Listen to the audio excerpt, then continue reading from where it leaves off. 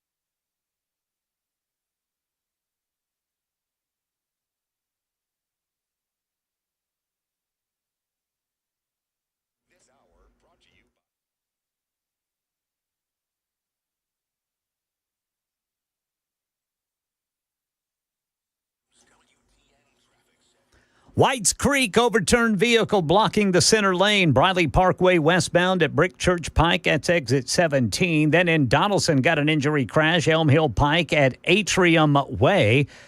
Still showing a crash on the right shoulder near the airport. This will be 40 eastbound right before Briley Parkway East. Traffic every 10 minutes every morning on Super Talk 99.7 WTN.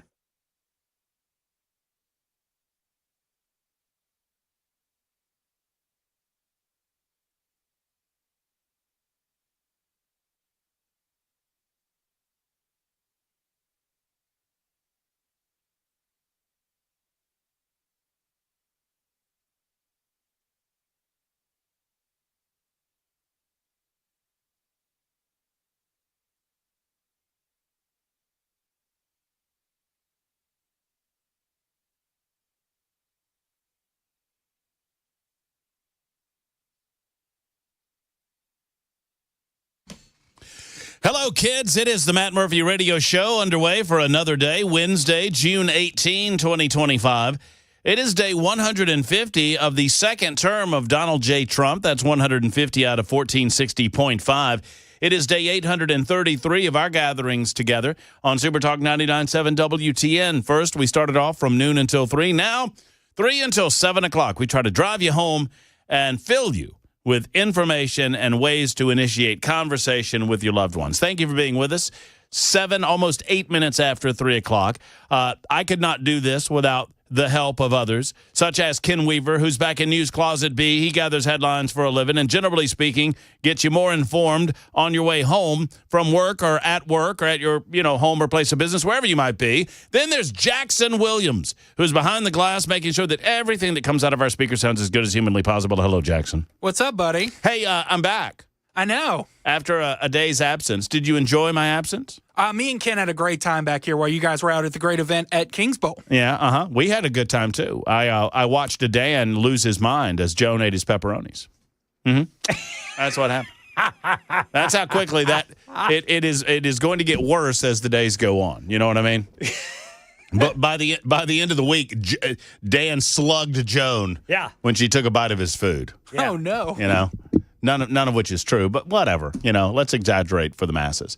Ken, what's going on? Any news today? How about you, Brother Murphy? What is happening? Dude, it's like a fire hose right now, man. I mean, more so than usual. Yeah, there's a lot going on. I mean, ever since January 20th, that's when the fire hose was turned on. Mm-hmm. I didn't know there was another level, is what question. Today is like. There's no question. I mean, so much so that a lot of big news items local to the Nashville area are getting lost in some of the other news that is obviously of importance statewide and really nationwide. Of course, I refer to the Supreme Court decision from earlier today, and we're going to talk extensively about that with so many different players who are involved in making that happen, to include Senator Jack Johnson at 3:35 this afternoon or thereabouts. We'll also talk to Majority Leader William Lambert in the House of Representatives. William carried the transgender bill in the House. Jack carried the transgender bill in the Senate. Obviously, they were both the same bill, and eventually it was passed and signed into law by the governor.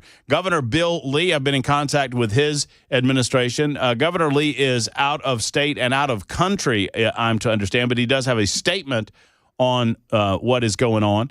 And I'll read you that statement from his office. He issued a press release regarding the Supreme Court decision. And then, of course, in the 5 o'clock hour, as has been mentioned by Mr. Ken Weaver, we have AG Jonathan Skrmetti, the Attorney General of the state of Tennessee, who made the argument, his office made the argument before the United States Supreme Court as to why they should uphold the ban on transgender surgery and puberty blockers for minors in this state.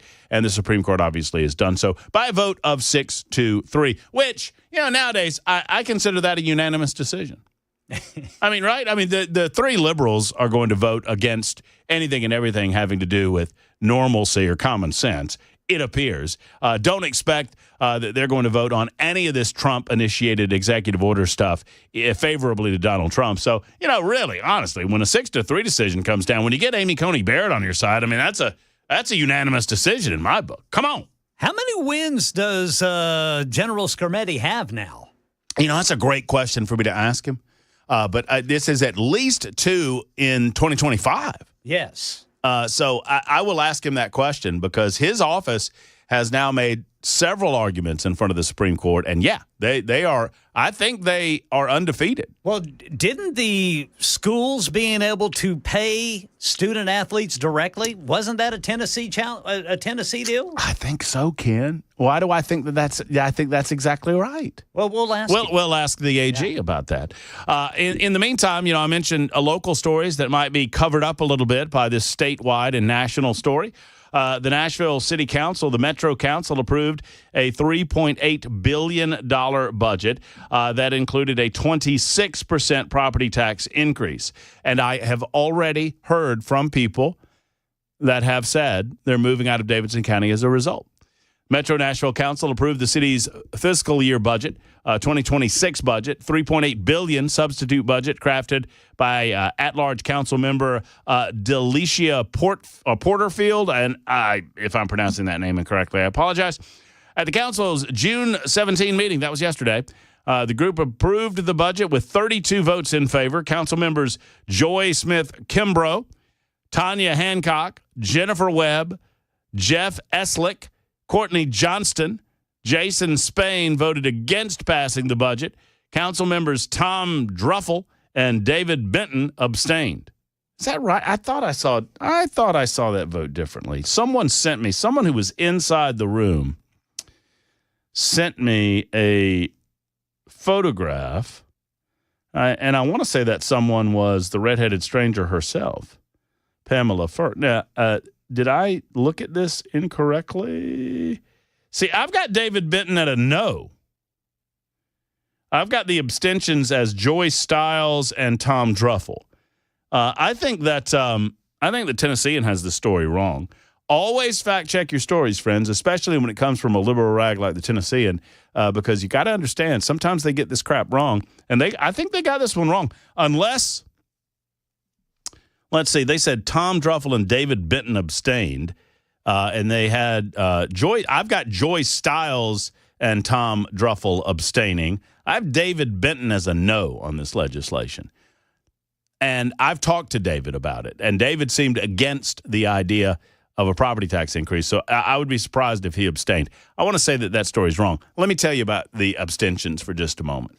I'm a big fan of politically destroying any politician that abstains on any matter where they are present and accounted for. You are elected to vote. You are not elected to pussyfoot around the issues. You are not elected to wimp out when the going gets tough. You are elected to make difficult decisions. Unless and until you can give a clear reasoning why you would abstain on an issue like this, you vote. I hate it. I absolutely hate it with every fiber of my being.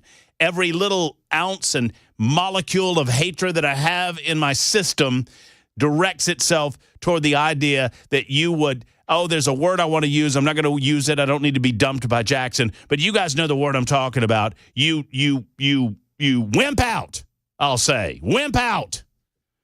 Oh, I hate it. I'm going to vote on this very important issue in which I have thought long and hard about, on this incredibly, dynamically important issue that matters to the constituencies that I serve.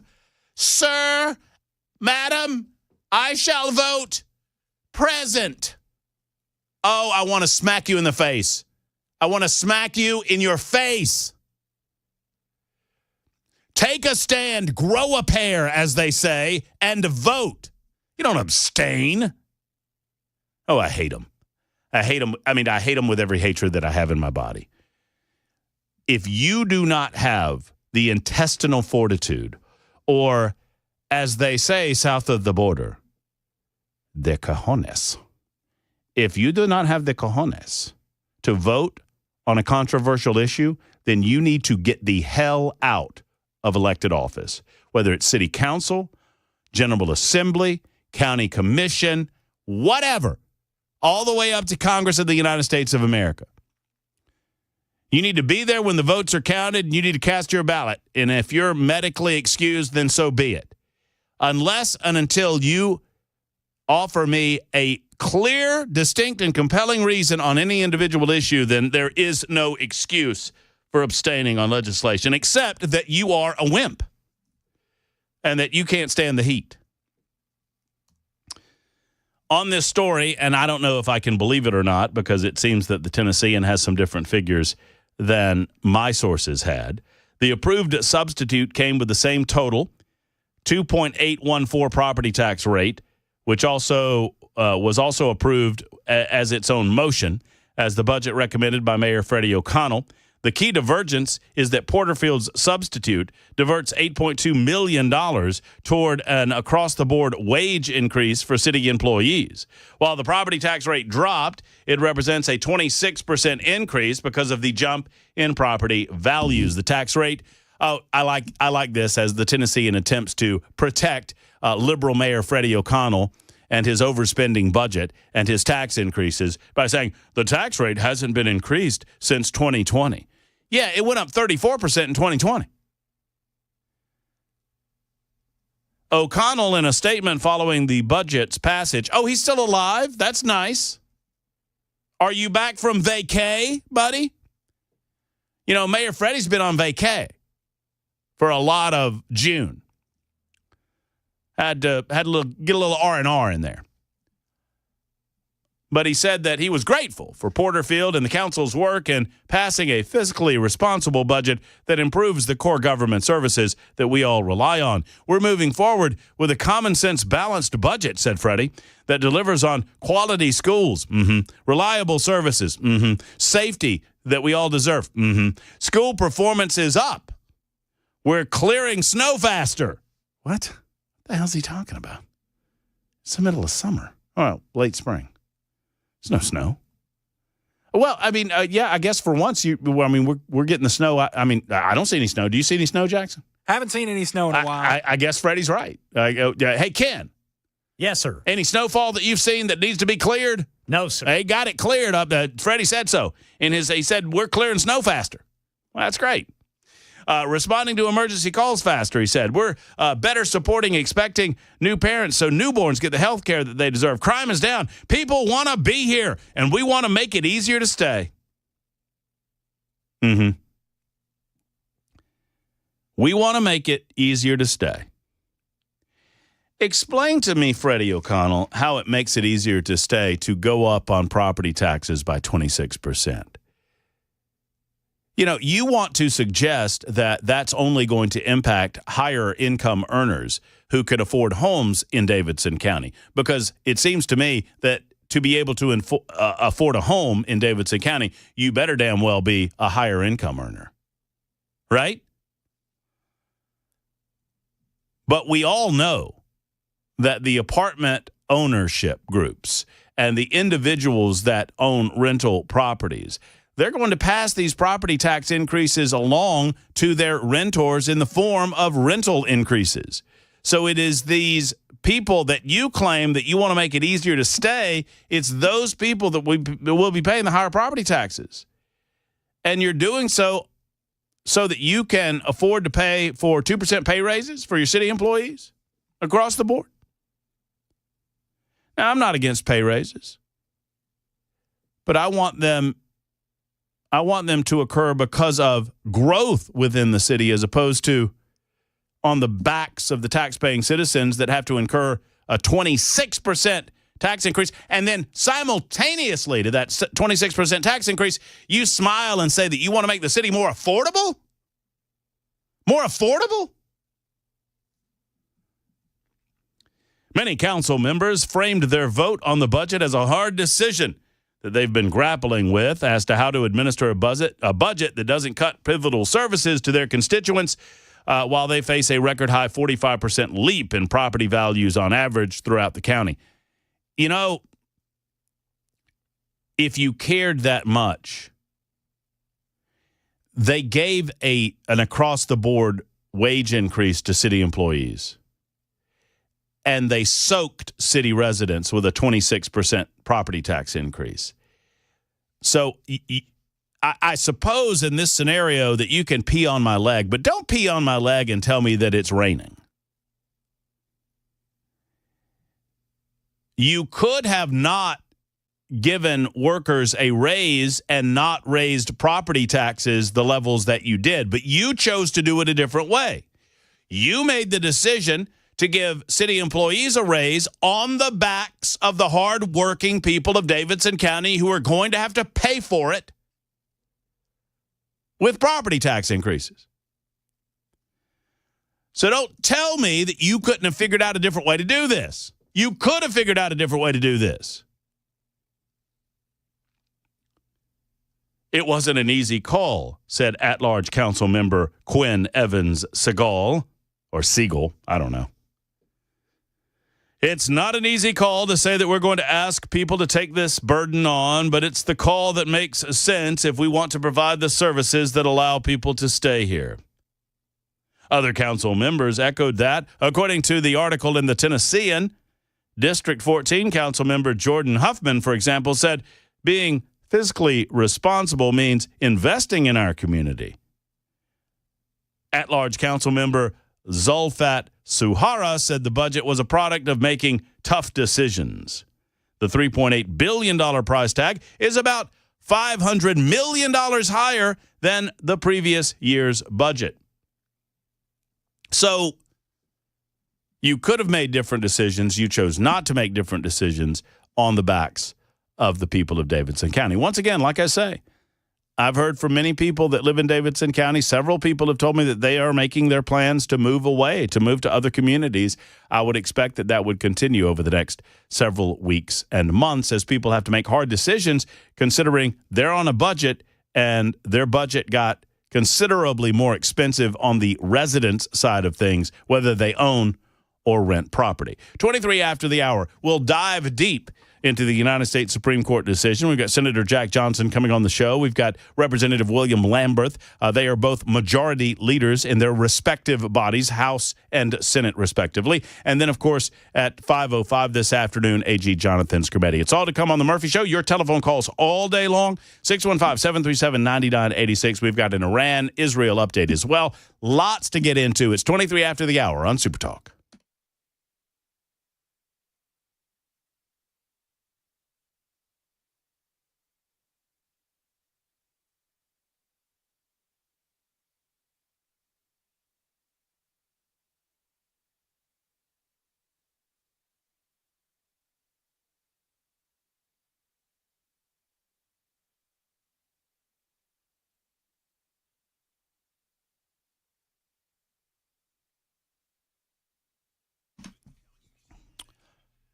Hey, folks, it's Matt Murphy, and let's talk for a moment about your food game, shall we? Are you looking to up that food game? You know, you come to a point in life where, you don't want to do the drive-through circuit anymore. You want to start preparing meals in your home. If you don't know your way around your kitchen, I would suggest the best way around your kitchen is to head to Franklin, Tennessee, go through the square, and you'll see Savory Spice right off the square next to Gray's Pharmacy. Walk right in and say hello to Holly, David, or one of the fine folks at Savory Spice and said, Matt Murphy told me to come and ask you about the Spice and Easy line of products that you sell at Savory Spice. These things are so great, right? If you've got a crock pot, for example, I'll just use Sunday Pot Roast as an example because I love it. It tells you exactly what products to buy, exactly what to do to prepare it, and you don't have to worry about any of the spices. You don't have to worry about all of the seasonings and the flavorings that make things delicious because they're right there in the packet, and the instructions are right there on the back. That's why they call it Spice and Easy. See what they did there? Plus, grilling tips, they've got those. They've got grilling accoutrement. That's a fancy way of saying they got all the stuff that makes your grilling better, to include rubs and seasonings and spices for your grill side as well during this summer season. So go by and see them at Savory Spice. You up your food game by upping your spice game. You up your spice game at the one and only Savory Spice.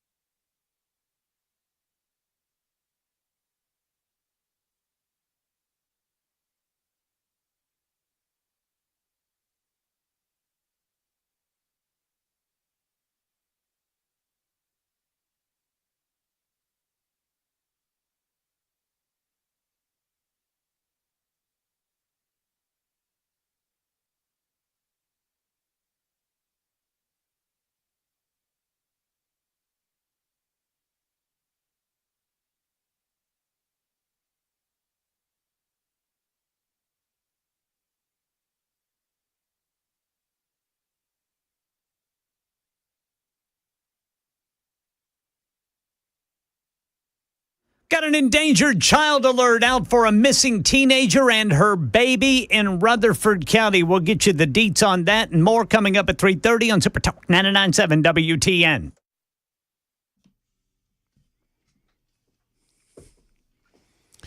You know what we call that in the business, Jackson?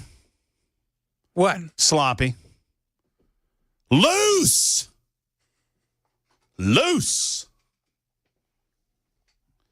You just you cover old Weaver up with that bumper. You just don't be afraid of it. You just cover him right up with that bumper, let that bumper ride right underneath him, and then swell, as he says, Super Talk. 99.7 WTN. That's the way that goes. You know what I'm saying? Are you paying you're not paying attention to me anymore. You've shut me down mentally. I'm working here. I got you. Okay. He's like, the host is grumping about the way that I do my job. Yeah, I got you. Yeah, he's got to go get Jack Johnson, so I should just be quiet now. By the way, thank you for being a part of the show, whether you're on Talk Television, YouTube, Facebook, Twitter, Twitch, Spotify, iHeart, TuneIn. We're on all of those applications. You can download us on our own app and take us wherever you go at Super Talk 99.7 WTN. We thank you. No matter how you participate, we appreciate you. I loved seeing the YouTube chat table. Ken, you missed it. They had a whole table out there set up just for the YouTube chat freakos. Oh, really? And I say that lovingly. Those people are freaky over there on the YouTube chat. It's like a big party over there, man. And the party descended on King's Bowl last night. What a great time was had by all. I wish you could have been there, Weaver. I wish I could have been there too, Brother Murphy. I am going to be at the next one. I know, and for those who don't, just to say, Ken had to skedaddle and take care of family obligations. Otherwise, you would have been to this one. I'd have been there. Yeah, but man, oh man, you were missed. You missed the pepperoni incident. It was interesting. Dan loves Joan. Joan loves Dan. Yes. Joan is about to leave. I call Joan back over to the table to make sure that we say a special goodbye. And so she doesn't get the Irish exit. And she sidles up next to Dan wants to give up his seat.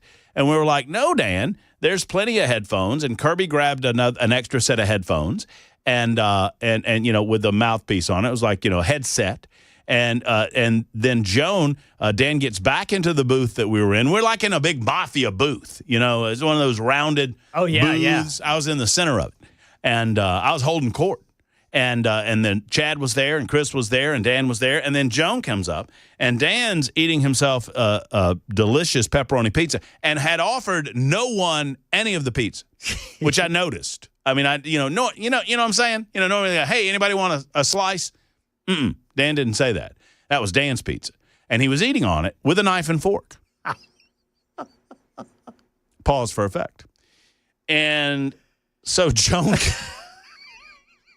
So Joan comes up, and their energy and dynamic is always great, right? Yes. Well, Joan then she takes a piece of pepperoni off of his pizza and pops it in her mouth, and Dan's entire demeanor changed. There was a mixture of shock and I want to go ahead and say mild disgust with the idea that someone had eaten. Plucked the pepperoni off his pie. Plucked the pepperoni off his pie and popped it in her puss. Oh. That's what that's what you call the mouth. Yes, sir. Yeah, obviously. Anyway, it's time for the news. I got to dig myself out of this hole and back to the newsroom on Super Talk 99.7 WTN.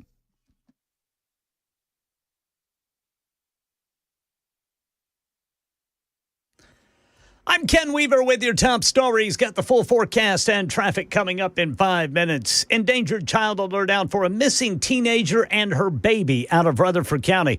14-year-old Mania Johnson and her 2-month-old baby Nazir Johnson last seen in Laverne yesterday.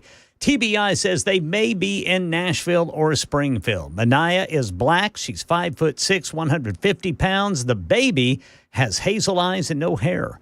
Right now in Tennessee, Attorney General Jonathan Scametti hailing today's Supreme Court ruling, upholding the state's ban on transgender surgeries and medications for kids. I know a lot of people say this is just political, this is just ideological, But if you look over in Europe, multiple countries that had previously embraced these treatments for kids have, after close consideration of the evidence, greatly restricted or prohibited these treatments.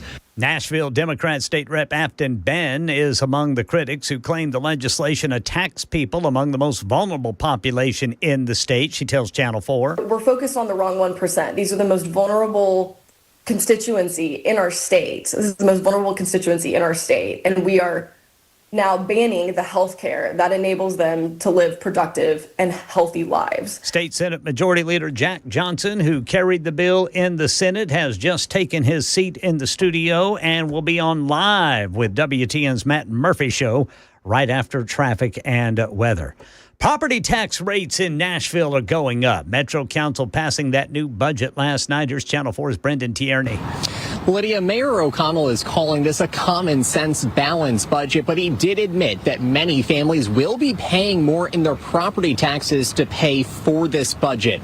Now, the budget bill includes $570 million in new spending to pay for metro schools, public safety, and other infrastructure improvements. O'Connell thanked council members for being fiscally responsible when he signed the bill, telling me that the spending increase was needed to cover the gap with the loss of federal money. That's the latest news, traffic and weather next. I'm Ken Weaver, WTN News.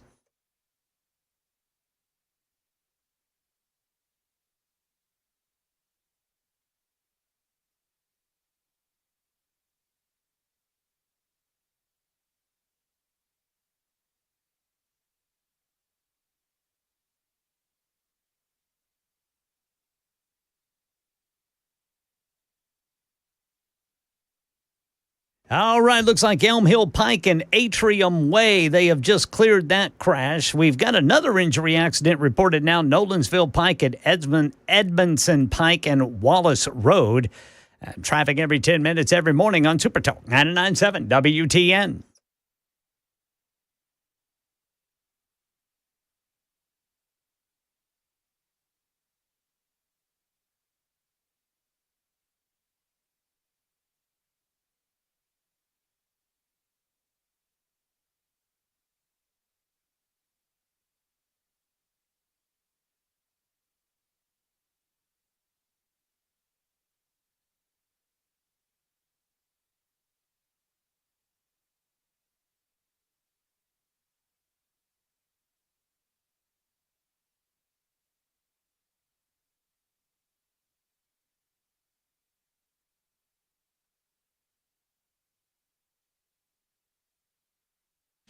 Hello, friends. It's Matt Murphy. Grace Point Healthcare is modern, convenient, affordable, comprehensive medicine in a direct pay format. Let me explain why this is so important. They're located right in Franklin, and I've got a telephone number for you, and we invite you to make the call and make the switch to Grace Point Healthcare. Direct pay is important on a couple of levels. One, healthcare is interesting.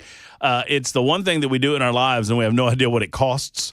Because all we know about is copays, and then the insurance company and your doctor work all the rest of that out. Well, you should know what things cost, and at Grace Point Healthcare, you do as you walk through the doors, and their price point is a lot less expensive than many other places. Number two, you should never let the insurance company get in the way of a decision-making that ought to be between you and your doctor, your medical provider. And they never let that happen at Grace Point Healthcare. It's very important. Plus, it gives them the ability to treat the whole body comprehensively, getting to the root of the problem as opposed to just treating the symptoms of the problem, which is often the case when the insurance companies start getting involved. Located in the heart of Franklin, call 599-6868. That's 599-6868, and schedule your next appointment. Oftentimes, it is next day even for brand new patients. They can afford to see you quickly and inexpensively. You really can't afford exceptional medicine at your convenience. Modern medicine delivered the old-fashioned way at Grace Point Healthcare.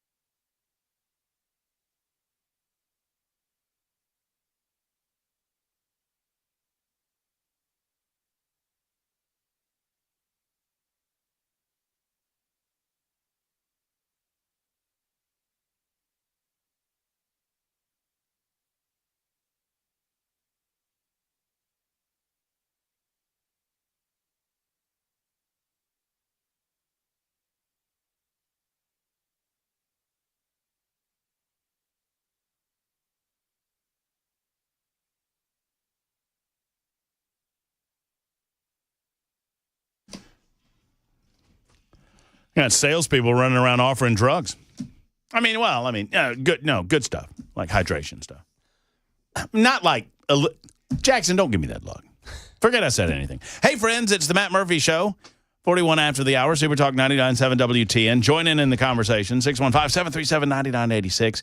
You can also hit us up on the Super Text line. We are joined in studio by Senate Majority Leader Jack Johnson. Man, I feel like I just saw you yesterday. I know. What is it, 24 hours ago or something? Although Kings Bowl is a little bit more of a fun environment to be in. I mean, they were serving alcohol. Not that I had any, but they were bowling. They were having there were pool tables.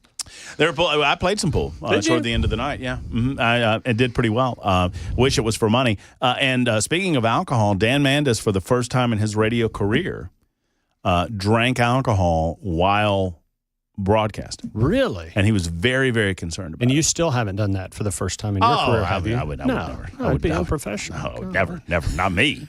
Not me. Never. No, it was good to see you yesterday. Thank you for stopping by. Yeah, it was in your district. You're in the district. I got to welcome. Super Talk. That's a big deal. It was a lot of fun. And Kings Bowl, if y'all have never been, it's a great facility. It's a really, really cool facility. So you are here because of the big news that dropped this morning. Just tell us where you were and what you were doing when the news dropped there, Jack. Well, the thing is, the Supreme Court does not tell you when they're going to release decisions, when they're going to release opinions. You kind of have an idea. We kind of felt like it'd be mid to late June, just because that's historically whenever. But they do whatever they want. They're the Supreme Court, so they're kind of have their own rules. So I was in a meeting at the Capitol today, actually meeting with some young conservatives through a mentoring kind of program, and we're having a great conversation. And my phone starts vibrating in my pocket, and then it vibrates again, and then again and again. And of course, my immediate thought is, is there a problem? You know, my family, my wife trying to get a hold of me, or one of my kids or something. But I look at it, and I saw all these text messages. We won 6-3. Congratulations, 6-3, huge victory. And I thought, we must have gotten a decision today. Some pretty big names dropping those texts too, right? Well, you know what I'm saying? I don't want to name drop, but the Attorney General, when the governor's hitting you up, the governor's texting you and that type of thing. So, but just couldn't be more excited. It's been a journey, and thank you. You've let me kind of share this journey for the last 2.5 years. Can you believe? I mean, it's been 2.5 years we've been on this journey, and it finally culminated today. Well, it's one of those. It's almost kind of like a sibling rivalry where I love my brother in what we do, Matt Walsh. I wish that I had gotten this information. I mean, he is the one that had the influence and had the connections to break I don't think any of us really fully understood what was going on in Nashville, but kudos and credit to him. Absolutely. For getting this information, understanding what he was seeing. Yes. And then understanding what to do with it. Absolutely. And making the rest of us aware of what was going on. And then immediately the General Assembly jumped into action. We did. Yeah. He reached out to Leader Lambert and myself and told us before he had released it publicly and said, I think we need to do something about this. And that led to legislation being drafted, working with the Attorney General, and we passed it, and the governor signed it, and then President Biden sued us, his Department of Justice, and we went through the court system. And on December 4th of last year, it's hard to believe it's been 6 months. Then, when I'm looking prospectively, I think, we got to wait 6 months until we get this decision. Right. It seems like it's flown by, and here we are 6 months later, and we got the decision. So very proud to have had the opportunity to sponsor it. A great team effort by my colleagues in the General Assembly, passing good policy, but also recognizing it. Yes, we're going to protect kids, and that's very important, but we're also setting a legal precedent that will be in place for generations to come based on the Supreme Court decision. Well, and a lot of places that you can go with this now that legal precedent has been laid down, and we're going to talk more with Attorney General Skrmetti about that. We'll talk to your colleague in the House in the 4 o'clock hour, William Lambert, about their role in all of this. But I want to, based on how some in mainstream media have reacted to this, I want to make a couple of things clear, because I think I know you well enough to know your heart and where your mindset is. The same with William Lambert, and really, with everybody involved in this process. You don't take any. You take very seriously, tell me if I'm wrong, the idea of the state having a role in a parental doctor-based decision. And you every step of the way, you've expressed to me that that's a very serious step for the state to take, and you took it very seriously with regard to the rights of the minor child. Exactly. There are those out there who are trying to call us hypocrites because we talk about parental rights. And I'm a huge advocate for parental rights. Parents should decide how they raise their kids. We had that whole conversation about school choice. I won't get back into it, about parents being able to choose educational opportunities for the kids. Many examples of that. The state has a compelling state interest in certain drastic situations to intervene. If a child is being abused in a home or being starved or not getting appropriate medical care that they need, I think we would all agree that the state has a right and, dare I say, an obligation to intervene in the interest of that child. It's rare, thank God, it's rare, but it does happen. And so the question is, does this issue where you have a doctor who is prescribing removing body parts or pumping chemicals into a child's body when they're 13, 14 years old that are going to delay normal development of their body because they're struggling with gender identity? And that's the policy question, and we did take it very seriously, and we conferred with lots of doctors. We looked at what's happening in Europe, and we took it very seriously. But where I arrived, and obviously the majority of my colleagues in the General Assembly arrived, is yes, this warrants intervention. We shouldn't be doing things that are irreparable to a child's body. And the court said today, with their opinion, that yes, states have a right to make that decision. The court didn't ban these procedures in all 50 states. The court said states have a right via their elected officials to make policy determinations. Well, because it's a reflection of the will of the people in that individual state. That's exactly right. They elected you. You made these decisions. And by the way, if the people don't care for these decisions, they can vote us out. They can vote you out and vote somebody else in. But here's the deal. I know very well that the people do agree with these decisions. Overwhelmingly. Democrats, independents, Republicans. I've seen scientific polling on it. I've certainly got anecdotal. I've had town halls, just talking to people. You get a sense when you do what I do of where your electorate, your constituents, they're my bosses. That's who I work for. And you know where they are. And it's 80%, if not more, in support of this legislation. Well, and some of the commentators, nationally in particular, but even locally, and the local people bother me more because they talk to you. They interview you, and I'm talking about media types that are characterizing the callous nature of the Tennessee General Assembly and how cold-hearted you are toward these young people that are struggling. Every time you've spoken on this matter, at least that I've seen, you've brought up the fact that you feel for these parents, you feel for these kids, you understand that there are genuine issues that are going on. This is simply not a solution for those issues, especially at that time of their lives. That's exactly right. We had a press conference earlier with General Scarametti and Leader Lambert and myself, and was asked a question by one of the reporters, and the reporter was quoting one of our Democratic colleagues that says, is another bill attacking kids or attacking trans kids or something like that. And I was very quick to step up and say, you use the word attack, I use the word protect. And when a child is making decisions, even with the consent of their parents and a doctor, to make irreversible changes to their body, that's not attacking. If you say, we don't think you ought to do that, maybe you disagree, but don't accuse me of attacking a child. I think we're protecting children in this particular instance. And yes, you're right. Leader Lambert said, I know he's going to be on later, but I'm going to steal one of his lines. He said, we're all recovering teenagers. Mm-hmm. And for some kids, that's a tougher time than for others. And the development of body and puberty and hormonal changes and all that. These issues are very real, and we should love those kids that are going through it and get them the mental health treatment that they need. But let's don't let them make a decision they can't undo. So for those maybe just trying to catch up, just your, 50-word or less interpretation as to what the bill did and what is now, as determined by the United States Supreme Court, the law in the state of Tennessee. It's pretty straightforward to me, but just describe it to the folks who may be just catching up. Sure. So what we did in statute is we added to a list of prohibited medical practices. Okay, there are prohibited medical practices in statute, things that the law says you cannot do. We added to that list that you cannot perform surgery on a child's body, removing body parts, for purposes of treating gender dysphoria. Furthermore, you cannot prescribe hormone blockers, or cross-sex hormones, puberty blockers, things that alter or delay or change the development of an otherwise healthy child's body for the purposes of treating gender dysphoria. I'm always quick to say there are other medical conditions for which those drugs are properly used. We didn't affect any of that. But when you have an otherwise healthy child's body who is suffering from gender dysphoria, you cannot utilize these treatments because, again, they have irreversible consequences on that child's body. It's a big day for families in the state of Tennessee.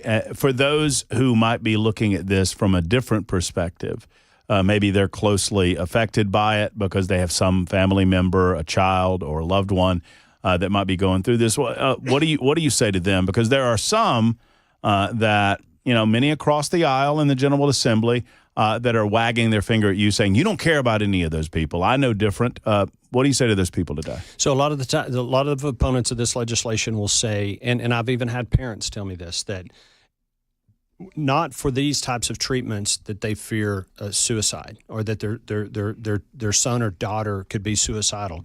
That's something we should take very seriously. I mean, that's a very, very serious situation. But if you look at the data and you talk to medical professionals and you look at what's happening in Western Europe, who were years ahead of us in terms of utilizing these treatments, there is no change. And in fact, in some instances, suicide rates go up for those who have gone through these treatments. So what I say to those families, and I know some of them are mad and didn't want us to pass this legislation, and they were hoping the Supreme Court would overturn it. Let's all agree that we love these kids, right? I mean, let's just agree with that I don't hate your kids. I hope you don't hate my kids. My kids aren't perfect. We all love our kids. And let's figure out how to get them through this difficult time.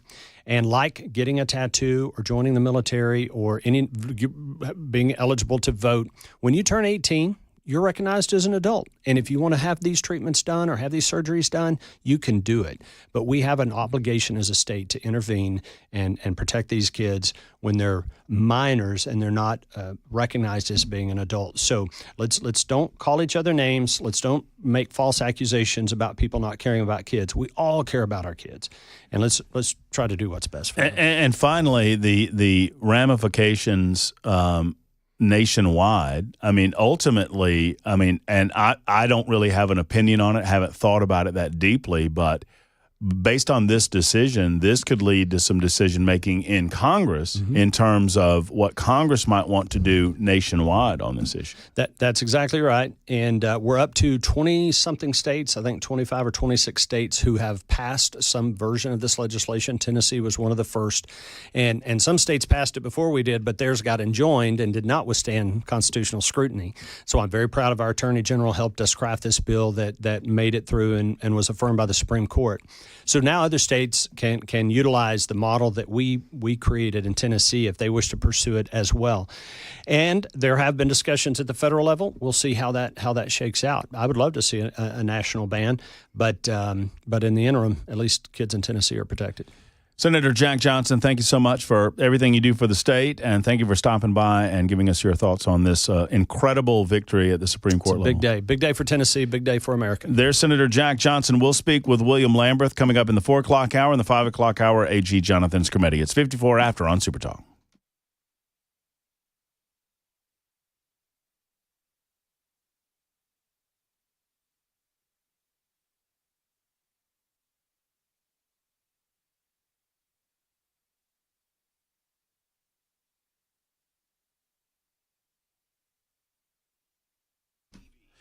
Hey, friends, it's Matt Murphy. Let's talk about your computer system at your place of business. If you own a business and it's not a computer business, then you need Alpha and Omega in your life. Well, frankly, I would think that you would need them anyway, but we'll leave that for another day. Because if you're not a computer business, if that's not your business, the last thing you want to be worrying about is your printer or your internet or your IT or anything involving cybersecurity. Alpha and Omega can handle all of these things. Their computer consultation is top-notch. They're right here in the state of Tennessee. And here's why that's important. One, Michael loves the fact that he is home-based right here in Middle Tennessee. He's helping Middle Tennessee small businesses. Number two, when you call your IT service, I mean, I don't want to talk to somebody overseas.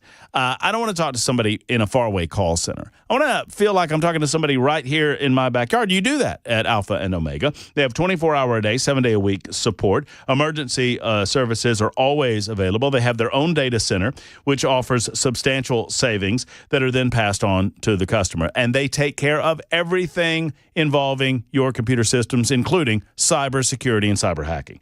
Call today, 615-784-0096, 784-0096, or A&O.net. That's A&O.net.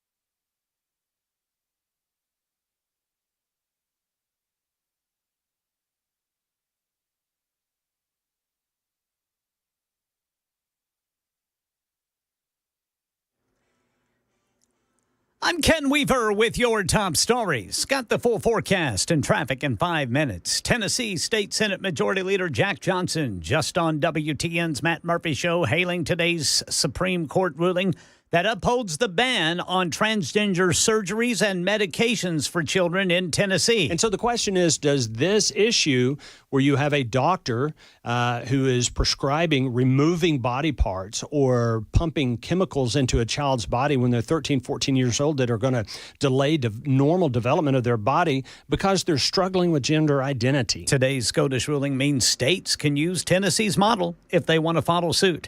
And right now in Nashville, Mayor Freddie O'Connell praising the Metro Council for passing the $3.8 billion budget last night. It includes a raise for Metro employees and a property tax increase. Nashville's vital signs are strong. School performance is up. Performance and responsiveness of city services has improved. Crime is down. People want to be here, and we want to make it easier to stay. We are leaning into that work even harder with this budget, and we're doing it while setting the lowest property tax rate in Metro's history. Yeah, the new tax rate is $2.81 for every $100 of assessed value. That's about 26%. The Federal Reserve decides to keep interest rates where they are during their meeting today. The Fed also said that even though they expect inflation to rise, there could be 2 interest rate cuts later this year. Here's ABC's Alexis Christoforous. It didn't change much from the May meeting. The Fed saying that broadly speaking, the economy grew at a, quote, solid pace with low unemployment and, quote, somewhat elevated inflation. I do want to point out their expectations for inflation this year expected to hit 3%. They're also expecting economic growth to slow a bit to a pace of 1.4%. Israel-Iran conflict. Reports say the U.S. moving more military assets into the region. The newest supercarrier, USS Gerald Ford, to the Mediterranean. At an event at the White House today, President Trump said he talked to the Iranians recently. I said it's very late. You know? I said it's very late to be talking. Trump says he passed on Russia President Vladimir Putin's offer to mediate an end to the fighting. I spoke to him yesterday, and I said, you know, he actually offered to help mediate. I said, do me a favor. Mediate your own. Let's mediate Russia first, okay?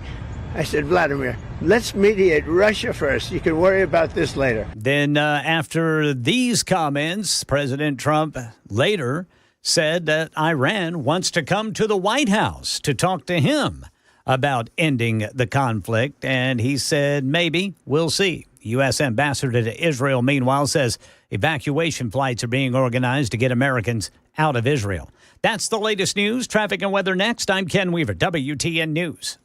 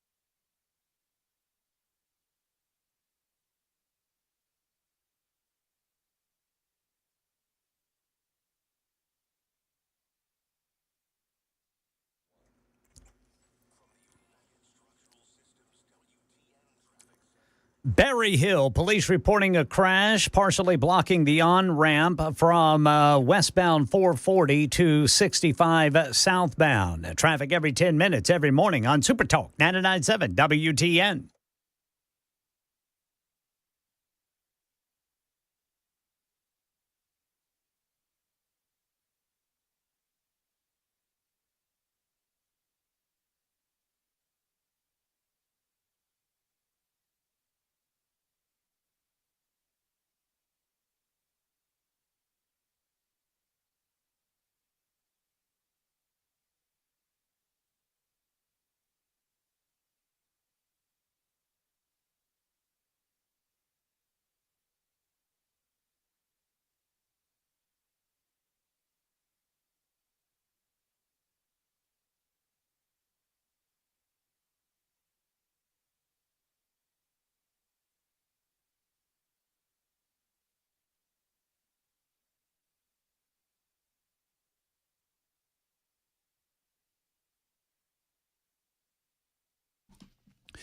Super Talk 99.7 WTN.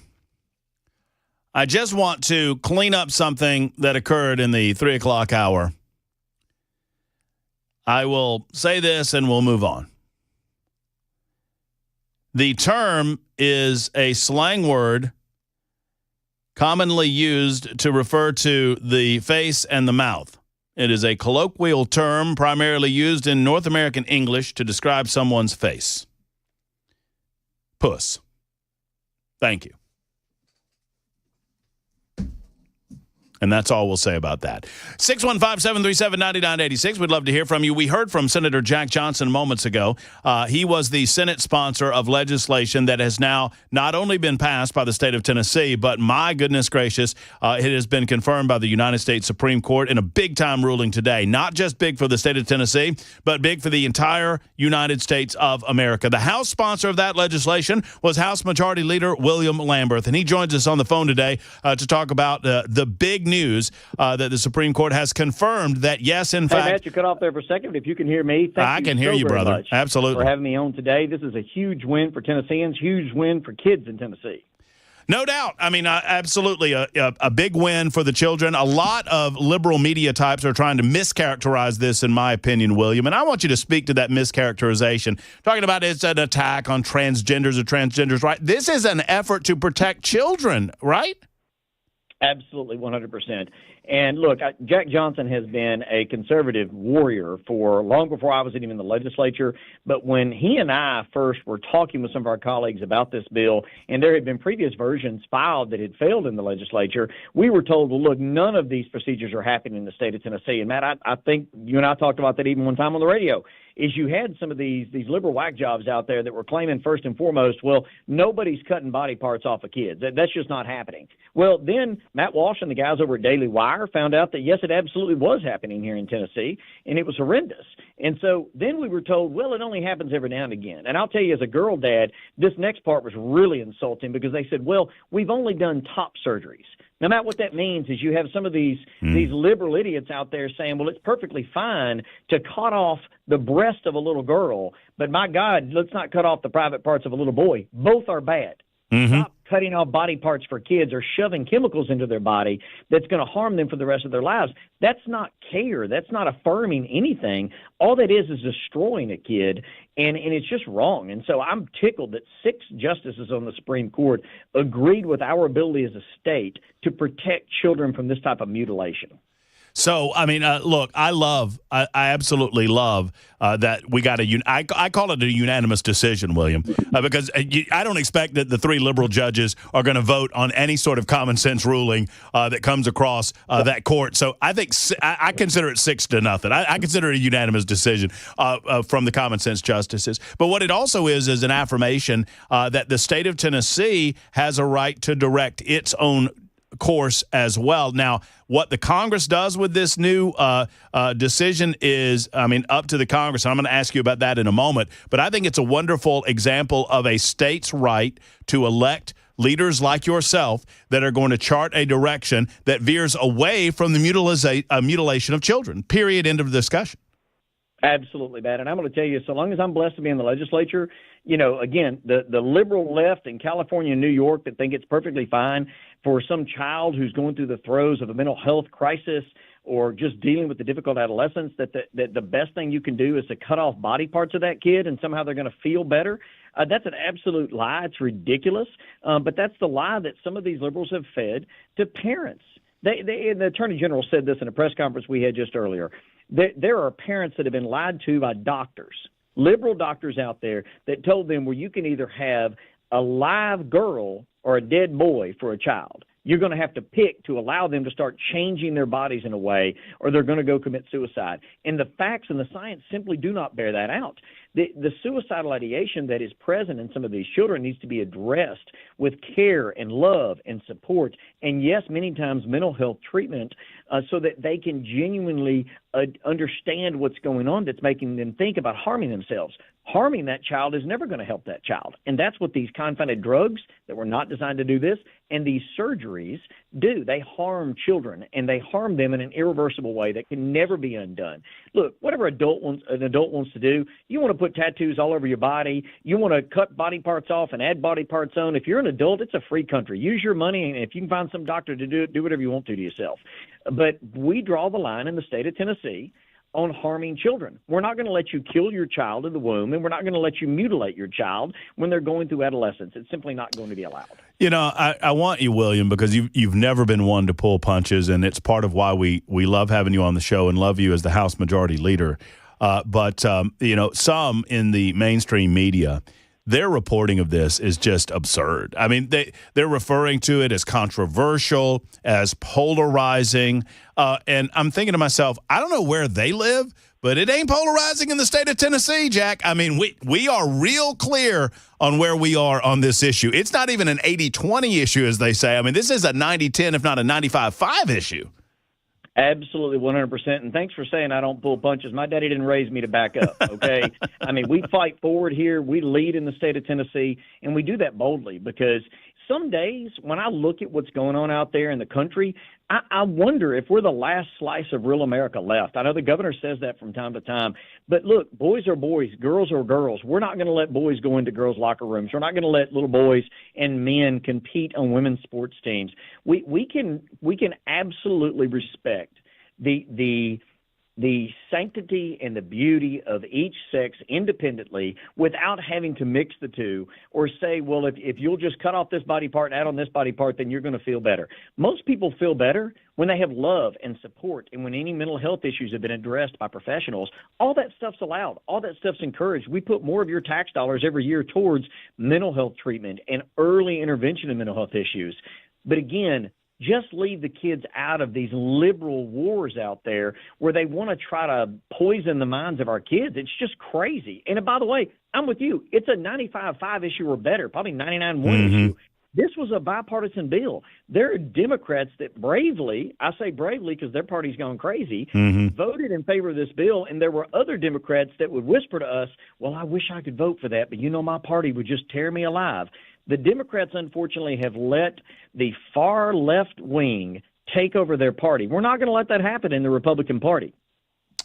So where do you think this goes on the national front? I've not really considered where I am on the matter. I mean, I'm kind of a federalist. I believe in the 10th Amendment. I know you do as well. But the possibility exists that our congressman here in the state of Tennessee or others in red states will take this as an opportunity. I mean, this ruling opens the door for consideration on the federal level to go ahead and ban this practice nationwide. I think if it's good enough for the state of Tennessee, it might be good enough for the rest of the nation. What say you, William? Absolutely, 100% I agree. I mean, look, I would call on any congressman that hears this or any senator that hears this right now to file a bill to make this nationwide. And I absolutely believe in states' rights, but we are part of one nation, and there is nowhere in this nation where a child should have to suffer through these gender mutilation surgeries that are done even in other countries that are starting to back up on this, in Europe and others, places that allowed this long before we did, and they're all starting to back up on this because it's a horrible, horrible experiment that was pushed by liberal ideology that was not driven by science. It was driven by someone's sick just obsession with kids. And somehow or another to try to pour their own sexuality or weirdo beliefs into children. Let's just leave kids out of it, okay? Let adults go do whatever adults are going to do. And so, yeah, I would love to see a national law passed that President Trump could sign to say no child could be mutilated in this way, And if that's not going to happen, because I know that's a ridiculously difficult thing to get a ban of this type nationwide, let's have other states do it. I think there's 26 states out there already, and I'm pretty close on that number, that have already banned these type of barbaric procedures. I'd love to see that be 50 states. I mean, because I do believe strongly in states' rights, but if we can get 50 states out there to do this, it would be the same as the bill that I carried last year that said if some pedophile rapes a child under 12 in Tennessee, then they should get the death penalty. I'd love to see every single state pick that up. We're going to protect our kids at all costs.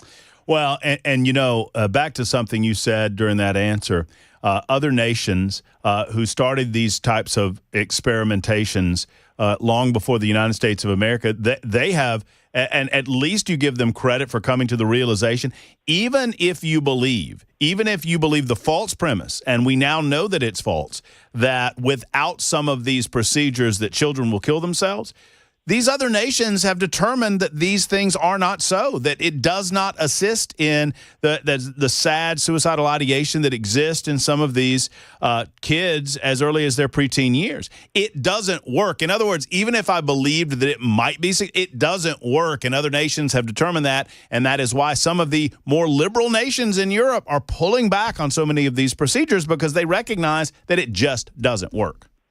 And, Matt, it's not liberal or conservative. It's not Republican or Democrat. Yeah. It's just common sense. Children are children. Let them play with blocks and enjoy time with their friends and grow up and become adults. And our job as adults is to leave adult decisions to adults. We don't allow parents to let their children drink or smoke smoke weed or use drugs. We don't allow adults to allow their child to vote or to get a tattoo. There's hundreds of different things that we simply recognize that children are children. And once you're an adult, you're an adult. And so let's draw the line in the sand and say, whatever disputes and arguments that we want to have as adults over this particular type of issue, those are adult conversations. That there's just no reason to allow liberal doctors to experiment like this on our children. And, we had a young lady that testified in a committee, and she was a brave young lady who was one of these, what they call detransitioners, a label they like to put on them. To me, it was just a kid. And she's up there pouring her heart out where she talked about going through a difficult adolescence. I mean, you and I are recovering teenagers, okay? Those are tough years, man. Your body's changing, you're growing, you're becoming an adult. It's difficult to try to understand all that.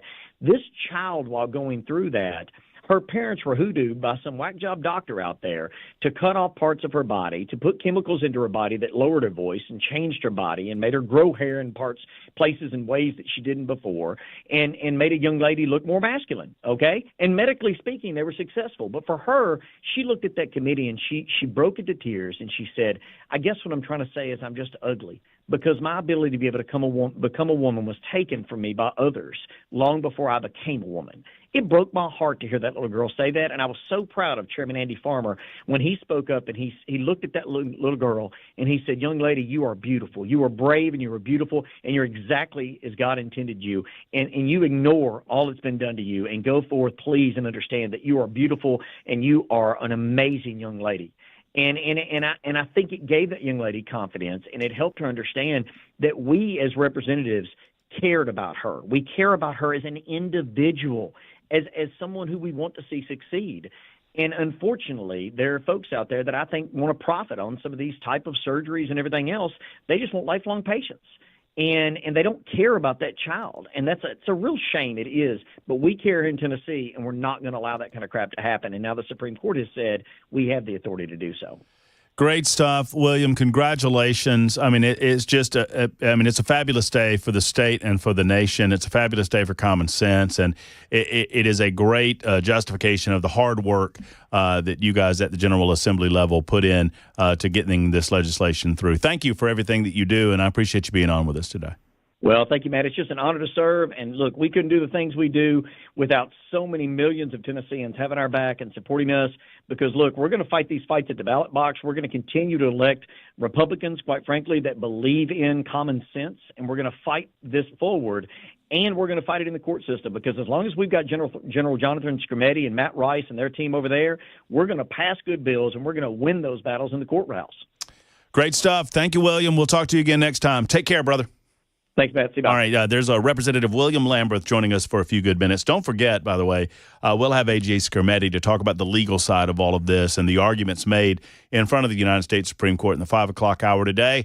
It's a big day for the state of Tennessee. It's a big decision on the part of the United States Supreme Court, and we want to make sure that you're aware of all of the intricacies of it. You may comment on it, 615-737-9986, 615-737-WWTN, either via our phone lines or the super text line, both available for you right now. Don't forget, in addition to Jonathan Skrmetti coming up this afternoon, I believe Dan Mandis will have Cameron Sexton on this and other matters in the morning in the 7 o'clock hour. And during the Chris Hand Show tomorrow, Chloe Cole, who is William mentioned, a detransitioner. Chloe Cole is probably one of the more famous detransitioners in the United States. She first experienced gender dysphoria when she was 9, and she transitioned during her formative years. And less than a year after her mastectomy, after a discussion in school, she began to regret her decision and recognize that she would, I think, never be able to get pregnant again. I believe that's correct. But she will be speaking with our own Chris Hand tomorrow during the Chris Hand Show on Super Talk 99.7 WTN. Quick timeout. Your thoughts on this and other matters, plus the latest on Iran and Israel, coming up next on Super Talk 99.7 WTN.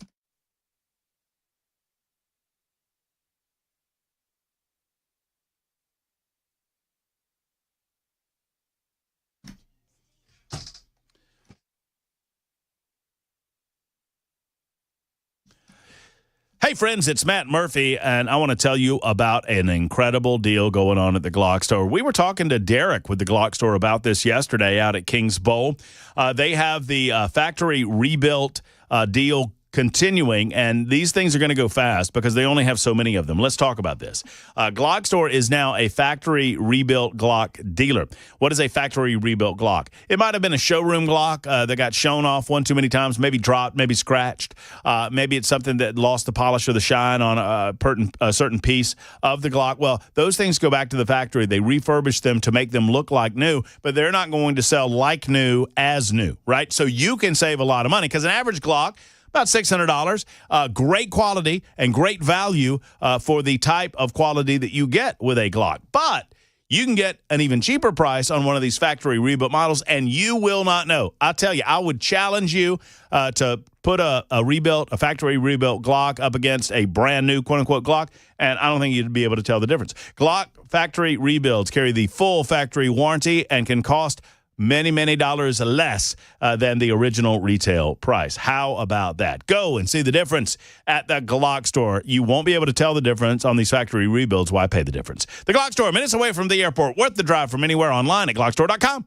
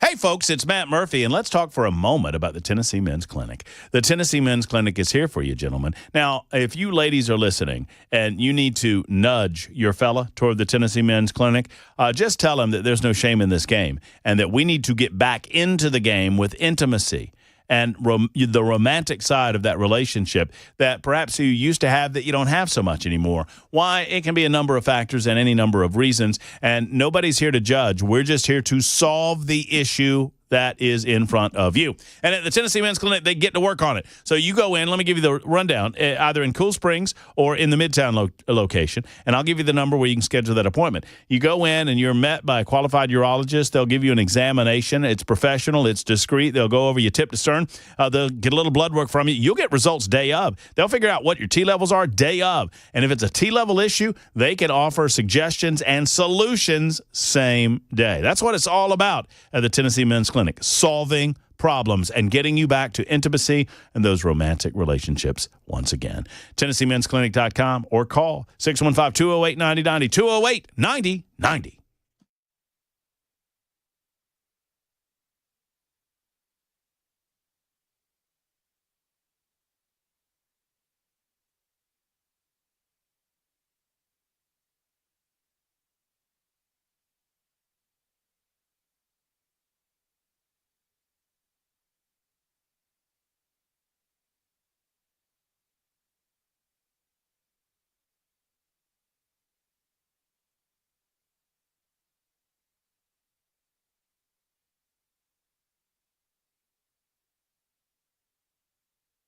Tennessee leaders hailing today's Supreme Court ruling upholding the state ban on transgender surgeries and medication for children.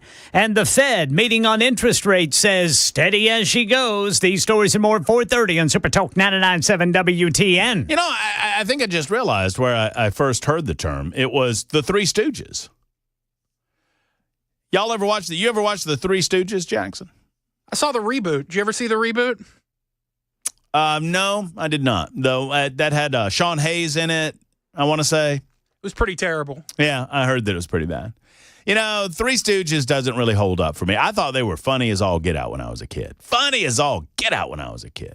Weaver, They're the best. Yeah, I mean, you have you watched any of the Stooges lately, Weaver? No. Yeah, I haven't. I just last time, 10 years ago, so I was like, yeah, this doesn't hold up. I mean, I watched every one of them. Mm-hmm. I want to say last fall and winter. Oh, really? So yeah, that recently? Yeah. Yeah, they're my favorite. Oh, you like the Stooges? Absolutely. Still. Yeah, see, I don't. I'm, certain things hold up for me. The Stooges, I'm like, okay, he's poking him in the eyes again. All right, I get it. Wise guy, eh? Why I oughta. And they talked about, socking him in right in the puss, which is the face. Thank you.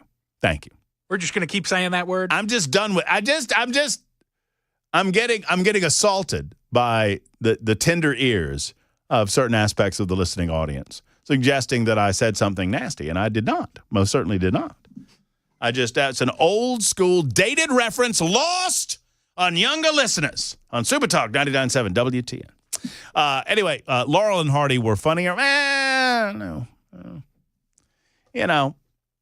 They weren't funny. Nah, I don't think they were. Now, Abbott and Costello, I enjoyed some of that. Who's on first, that sort of thing. Yeah, I dig that. I like that better whenever Abbott, or rather Costello, was a mouse and Bugs Bunny was giving him the business. Now, Bugs Bunny holds up, man. Bugs Bunny, the original drag queen, Bugs Bunny holds up. Yeah, that episode where those two hillbillies are beating each other over the head while he's singing a square dance song, man. That is the best. I like the opera fellow. Remember the opera guy? Where he Bugs. Oh, yeah, Bugs Bunny, he sings opera. And he comes out, and then Bugs eventually comes out as the conductor, and he makes him hold that note for, he's got the hand up. And he's holding the note, and he's getting all red in the face. Funny stuff.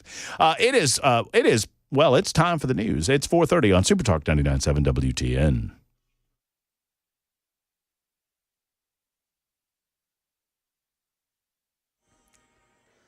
4:30 on the dot. I'm Ken Weaver with your top stories. Everybody in the middle Tennessee under a level 1 out of 5 risk for severe weather tonight.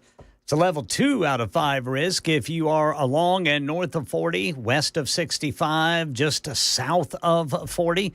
And I say just south of 40 there, west of 65. Everything could start popping around 6 o'clock, and then the risk runs up to about 9 o'clock. Parts of southern Kentucky are under a tornado watch until 8 o'clock tonight. So lots of weather to keep an eye on today. The full forecast and traffic in 5 minutes. Right now in Tennessee, State Senate Majority Leader Jack Johnson telling WTN's Matt Murphy Show the SCOTUS ruling upholding Tennessee's ban on transgender surgeries and medication for children protects kids from potentially irreparable harm they end up regretting as adults. That's the policy question, and we did take it very seriously, and we conferred with lots of doctors. We looked at what's happening in Europe, and we took it very seriously. But where I arrived, and obviously the majority of my colleagues in the General Assembly arrived, is yes, this warrants intervention. We shouldn't be doing things that are irreparable to a child's body. And the court said today, with their opinion, that yes, states have a right to make that decision. Yeah, critics claim the ban is an attack on one of the most vulnerable groups of people, they claim. The Federal Reserve decides to keep interest rates where they are. During their meeting today, the Fed also said that even though they expect inflation to rise, there could be 2 interest rate cuts later this year. But ABC's Alexis Christoforous also says there are some lagging indicators that may change their projections. We've gotten hard data that shows the tariffs have not really hit inflation just yet. Hiring is continuing to slow down at a gradual pace. And now, of course, we have the unrest in the Middle East, which could cause oil prices to spike. We know oil can be inflationary, and so the Fed looking for more certainty on economic policies coming out of the White House. That's the latest news. Traffic and weather next. I'm Ken Weaver, WTN News.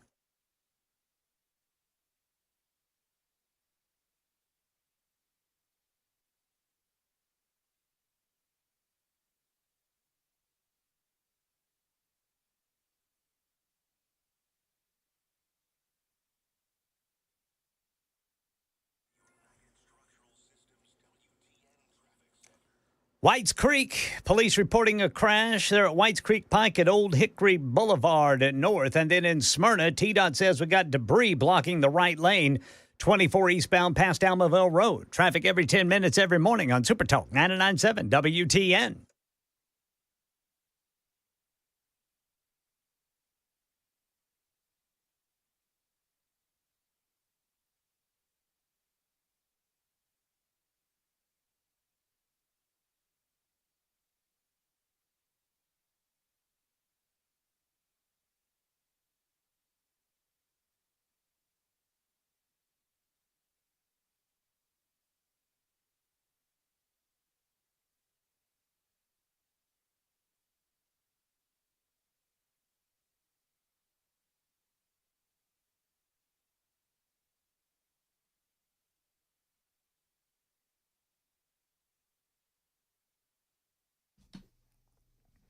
Hello, friends. It's Matt Murphy for U.S. Pest. Let's talk about those bugs that are around your home. And if you don't have proper pest control from U.S. Pest, they're coming.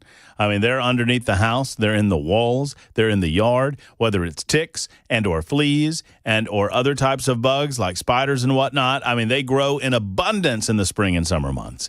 And it is time to get a handle on it through U.S. Pest. I encourage you to call J.K., Erica Brister, or the rest of the team at U.S. Pest. I can say 2 things with certainty about J.K. and Erica Brister. They love the United States of America, and they hate bugs. And they know that you probably love the United States of America. I hope you do.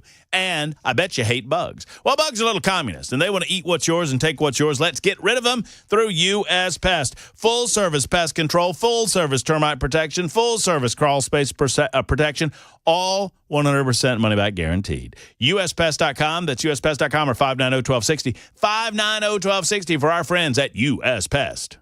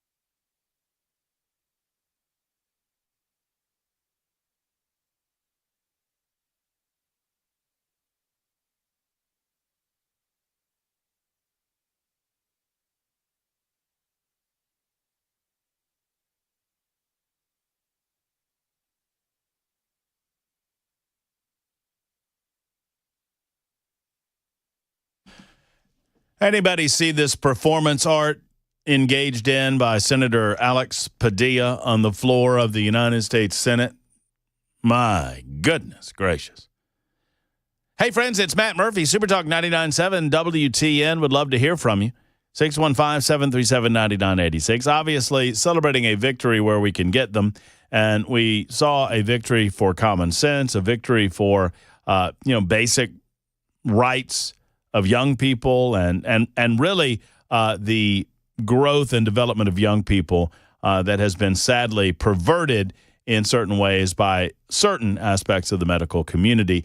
Bottom line is this. You should not do those things permanently that could change over time for young people who are 10 or 11 or 12 or 13.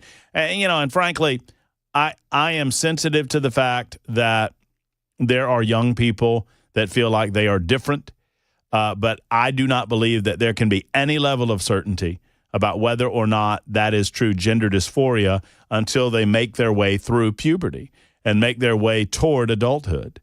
And at that point, most reasonable, common sense people can agree that in a freedom-loving country that people are allowed to feel differently and think differently than you do about your body, about faith, about what constitutes a beautiful body, what constitutes, I get it. I mean, different people can feel differently. But if you are an adult and you want to, because adults are doing this, and people get mad at me when certain liberals, not people generally, but the politically left, they get annoyed at me when I characterize it this way, but I don't know of a better way of saying it. That those that are genuinely gender dysphoric are telling me that a mistake was made. I'm not telling them that they're a mistake. They're telling me that a mistake was made. Right? That's what they're saying.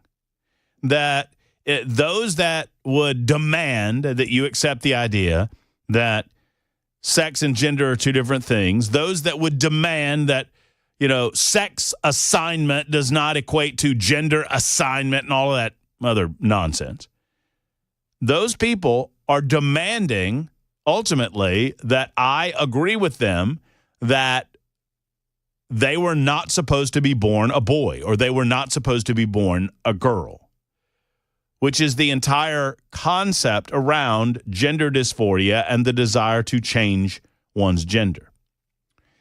I can agree or disagree. I can have different opinions on it. It really doesn't matter if you're a grown person. If you're a grown person, then you are allowed to live a life of your own choosing. My dad said this years and years ago, and I'll never forget it. He said, every man deserves to go to hell in his own fashion. If you believe in freedom, that is the case. That's an interesting way of putting it, but you can get to heaven or you can get to hell. And every man in the United States of America or woman, you have every right in the world to go to hell in your own fashion. If you're grown. With children, we choose as a society to protect those children. And for the most part, that protection is left to the parents. But unfortunately, in our modern society, there are some parents that have sadly allowed some of their mental issues to leak onto their children. And I'm talking about those parents. For me, any parent that would suggest that they know that their 4-year-old is gender dysphoric has mental issues. They have mental issues. That parent has mental issues. But for the most part, what happens is that they notice differences with their child at 10 or 11 or 12 years of age, and they genuinely want to see a remedy to certain issues within their child's life, and they are met with a doctor that has an agenda that wants to push that agenda. And like I think it was Lambert said, they are posed with the idea that you can either have a live girl, if they've got a young boy and they take the young boy to the doctor, they say, well, you can have a dead boy or a live girl. That's your choice. Well, they buy into this concept by these activist doctors that all of the troubles of their child will melt away, or at least most of the troubles for their child will melt away if they take these puberty blockers, if they take these chemicals, if they take these hormone drugs, or if they engage in mutilation of their bodies. Study after study, and you don't have to believe me, folks. Look them up. Check it out for yourself. That's called doing your homework. Do your homework. And there are, I mean, you have to dig. I mean, you have to dig a little bit, because the medical community in the United States of America doesn't want you to get on studies that run contrary to what they would suggest to you. And many in the medical community would suggest to you that these are life-saving surgeries, and that's all predicated on the concept that if you don't do these surgeries, that the patient will kill themselves. Well, we do not find that to be the case. That suicidal ideation doesn't go away, that those depressive states don't go away, and in many cases, they get worse because they have been sold a bill of goods. Both the parents and the children have been sold a bill of goods. And this happens with grown-ups, too, where they're sold this bill of goods that all of your problems will melt away if you just get this reassignment done. All of your problems will melt away if you begin living your life not as a boy as a girl, not as a girl as a boy. Life doesn't happen that way. We all got problems, Jack. I've said that twice now. I don't know why. I don't know why I'm on the Jack train. Maybe it's because I saw an episode of that Duck Dynasty Treasure Island or whatever the hell it is last night. I don't know. Any good? It has nothing to do with you, Jack's son. You're Jack's son. You're not Jack. No, not really. I mean, it's just, it's they're carrying on the legacy. You ever see Duck Dynasty? Duck Dynasty was all right. When I was a kid, yeah. Yeah, Duck Dynasty was all good. We just lost old Phil, the patriarch of that family, Phil Robertson. Yeah, lost him. Anyway, so more to say on this front in the 5 o'clock hour with A.G. Skermetti as to what the legal arguments were made before the United States Supreme Court and how that was decided 6-3 in a vote today. I didn't note this yesterday. I had it on my list of things to talk about yesterday, and I think our own Dan Mandis of Nashville's Morning News was doing a snap poll this morning regarding the possibility of Elon Musk assisting the city of Nashville with a tunnel from B&A Airport to downtown Nash. We are told that this is not just a dream idea. This is not something that, has been concocted in the minds of someone, in some far away. But this is a real deal, and that Elon Musk is serious about assistance, this level of assistance, if the state of Tennessee, or more specifically, the city of Nashville is serious about it. Afton Ben has said a few things about it, too. Good old Afton Ben. Afton, she cannot help, it seems to me, but open her mouth on any given issue and demonstrate her naivete and stupidity on any number of given issues. For example, the last time that we had Afton Ben on, she was promoting her removal of the grocery tax, and I said I was just well and fine with, the people of the state of Tennessee paying fewer dollars in taxes. That's all good. And she said, yeah, but we've got to make that money up somehow, and we're going to tax corporations. And I sat in this studio with Afton Ben, representative of the 51st District, I believe it is, and tried to explain to her how corporations don't pay taxes. And she couldn't get it, man. And I don't know if she didn't want to, if she did not have the ability to, if she was just playing dumb. If she was playing dumb, she was doing a really good job at it. Let's put it that way. I mean, Afton's just sweet as pie, but maybe not the sharpest tool in the shed, Because I explained, companies and corporations, you can charge them any tax rate that you want, but as they look at that as a cost of doing business, in the free market, they will pass that taxation along to the consumer. They have to. If they're working on profit margins of 3% or whatnot, 3.5%, they cannot absorb exorbitant tax rates to the point that they can continue to make a profit. Profit's not a dirty word. And so obviously they're going to pass those costs along to the consumer, and ultimately consumer prices will go up. Very similarly to how those that rent property in the city of Nashville and in Davidson County will be going up on their rental rates very soon to absorb the 26% property tax increase that has just been passed by the Nashville Metro Council. Afton just couldn't understand that, couldn't understand the concept of passing that cost along to the direct consumer. That would be you and me. Similarly, she just can't understand the idea of a tunnel moving from being, and I admit that I don't really understand all of the intricacies and the ins and outs of it. I don't know if it's right for Nashville or not. I know this. You can put all the light rail in the city that you want. Nobody will ride it. You can put all the buses on the roadways that you want, and you will never make people want to ride the bus. It's such a Afton's solution to this, instead of a tunnel that would alleviate the traffic strain and give a better and more direct route from B&A Airport to downtown Nashville, where most of the tourists are going anyway. She can never understand the idea that nobody's going to ride the bus unless they have to. They just won't. We had Freddie O'Connell on the show, and Mayor O'Connell was touting his transit tax and the transit system and how awesome it's going to be. He couldn't get it through his mind either. You don't ride the bus because you want to. I'm not saying we shouldn't have a bus service, but people who ride the bus for one reason, because they have to. They have to get from point A to point B.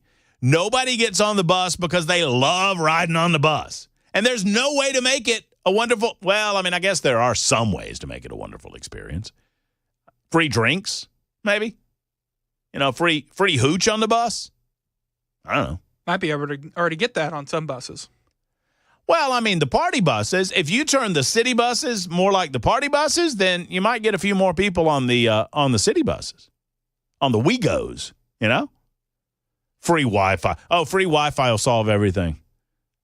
My goodness. Anyway, your thoughts on B&A, the Musk Tunnel from B&A to downtown Nashville. 615-737-9986. Quick timeout. Back in a moment.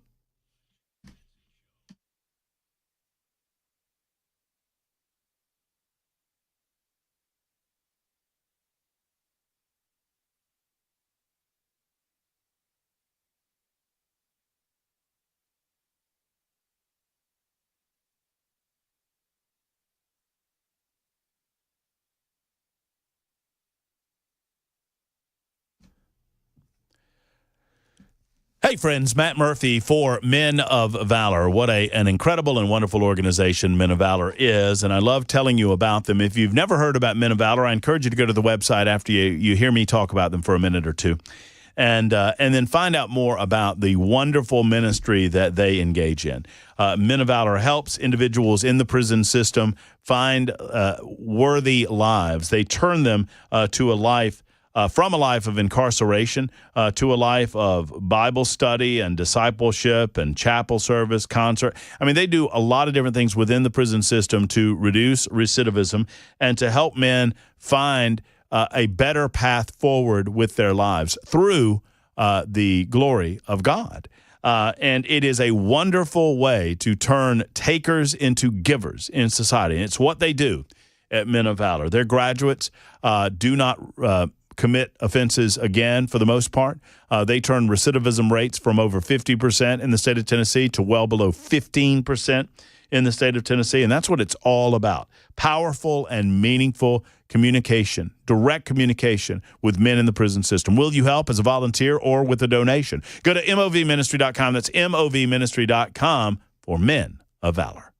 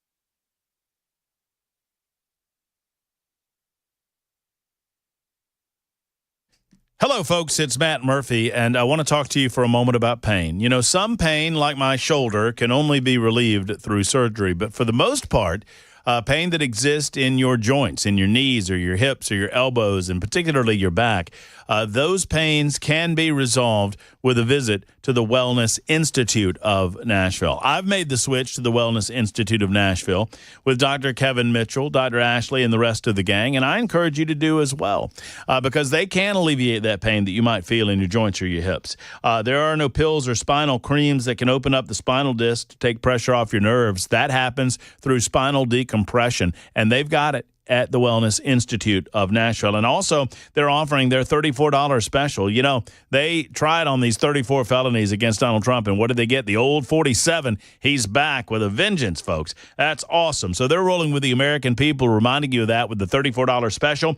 Consultation, x-rays if needed, and your first treatment for just $34. Start a pain-free life right now with Dr. Ashley, Dr. Mitchell, and the Wellness Institute of Nashville, which has my seal of approval. Painisbad.com or call 615-246-5009.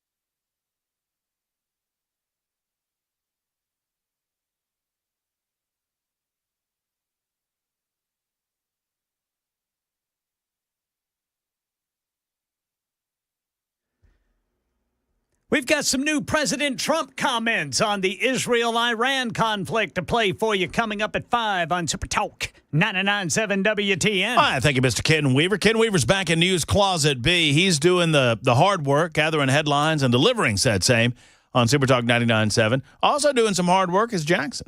Jackson behind the glass, making sure that everything that comes out of our speakers sounds as good as humanly possible. Then there's yours truly. I'm not really working in here. Mano writes in and says, hey, that tunnel could be named the B and A hole.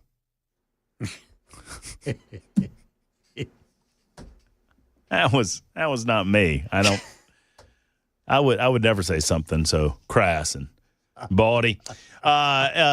Jason, no, I'm not Jason. 5637 says if Musk bores that proposed route between the limestone and the tremendous amount of water, he's going to know he truly did something. Yeah, I would guess so. Jesse says, I'm currently working downtown, and it's $74 for 8 hours. It's cheaper to get a ticket.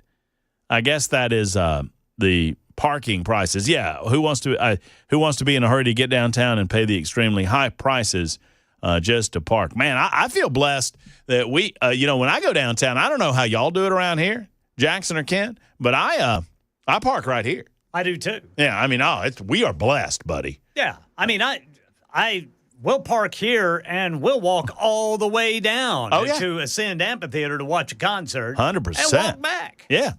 I mean, it ain't but a bit like a mile. Yeah, typically. Mile and a half, something like that. I can typically, I might Uber there, but I'll walk back. Yeah, walk back. Oh, yeah, that's the because, odds are I've had a couple liquor drinks wherever I'm at downtown.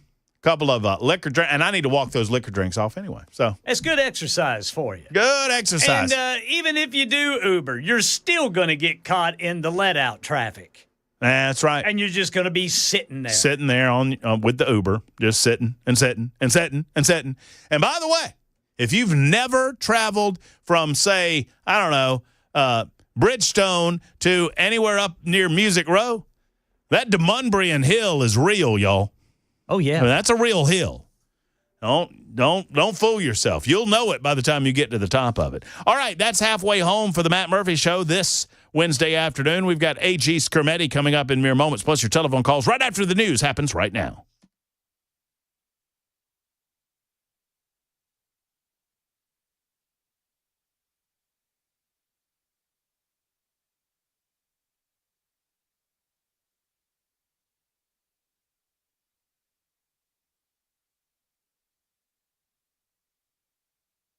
5 o'clock on the dot. I'm Ken Weaver with your top stories. And now more of Middle Tennessee is under a higher risk for severe weather tonight. Looks like pretty much I'm going to say everyone in Middle Tennessee north of a line from Murfreesboro over to Columbia, you are under a level 2 out of 5 risk for severe weather tonight. Everybody else, it is just a level 1 out of 5 risk. The timing is going to be 6 o'clock into the early Thursday morning hours. So something we'll have to keep an eye on for you tonight. Full forecast and traffic coming up in 5 minutes. We've got some new President Trump comments on the Israeli-Iran conflict, saying Iran wants to meet him at the White House. Look, they should have made the deal. I had a great deal for them. They should have made that deal. 60 days we talked about it, and in the end they decided not to do it, and now they wish they did it. And they want to meet, but it's a little late to meet, but they want to meet, and they want to come to the White House. They'll even come to the White House. So we'll see. I may do that, but it's a shame it could have been done the easy way. Yeah, the reports say the U.S. is now moving more military assets into the region. The supercarrier USS Gerald Ford to the Mediterranean. The U.S. ambassador to Israel says evacuation flights are being organized to get Americans out of Israel. Outside the Karen Reed trial in Boston today, throngs of supporters cheering the not guilty verdict in the death of her Boston police officer boyfriend, whom prosecutors claimed was run over and killed by a drunk Karen Reed. But Reed's attorney argued John O'Keefe died inside another police officer's home, which police refused to investigate. Here's Karen Reed to her fans outside. No one has fought harder for justice for John O'Keefe than I have and my team. Thank you. She will have to serve a year probation for drunk driving. Fed Chair Jerome Powell after today's decision to keep interest rates steady. Despite elevated uncertainty, the economy is in a solid position. The unemployment rate remains low, and the labor market is at or near maximum employment. Powell says even though they expect inflation to rise, there could be 2 interest rate cuts later this year. And the Supreme Court upholding Tennessee's ban on transgender surgery and medication for children. Senate Majority Leader Jack Johnson carried the bill in the General Assembly in response to critics who say it's an attack on kids rather than protecting kids from decisions they regret later that cannot be fixed. Let's all agree that we love these kids, right? I mean, let's just agree with that I don't hate your kids. I hope you don't hate my kids. My kids aren't perfect. We all love our kids. And let's figure out how to get them through this difficult time. And like getting a tattoo or joining the military or being eligible to vote, when you turn 18, you're recognized as an adult. And if you want to have these treatments done or have these surgeries done, you can do it. Today's SCOTUS ruling means other states that is, can use Tennessee's model if they want to follow suit. That's the latest news. Traffic and weather next. I'm Ken Weaver, WTN News.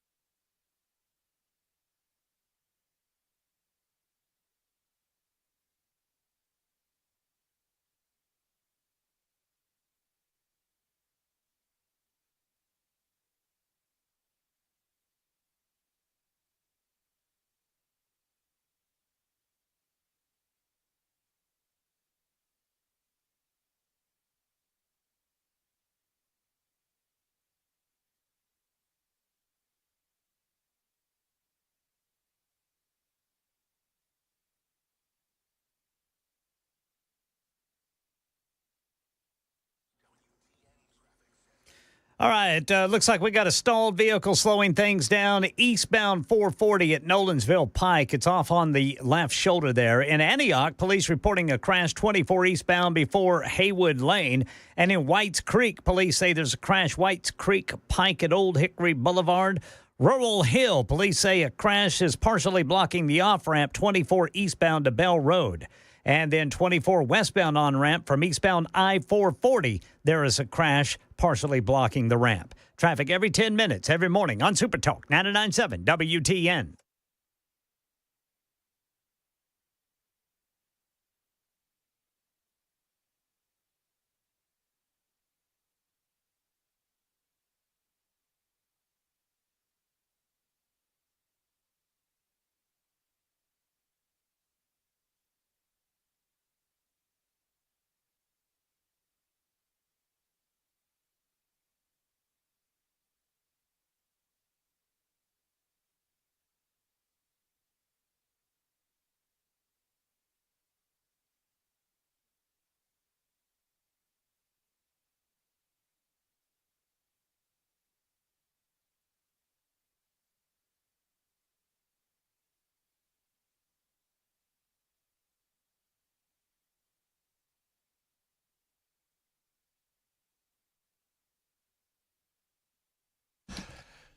Hey, friends, it's the Matt Murphy Radio Show, underway for another hour, halfway home on this Wednesday edition. That means we're halfway done with the week. Proud that you decided to join us, whether you're just getting off work into your automobile, perhaps you're still at your place of business, or already at your home. Wherever you might be, thank you for joining us today. We also appreciate our guest on the Matt Murphy Hotline. It is Attorney General Jonathan Skrmetti. A huge win by Skrmetti and his team and the state of Tennessee, and by extension, really, the United States of America. A 6-3 decision. Attorney General, congratulations. Thank you. It's a huge win for Tennessee.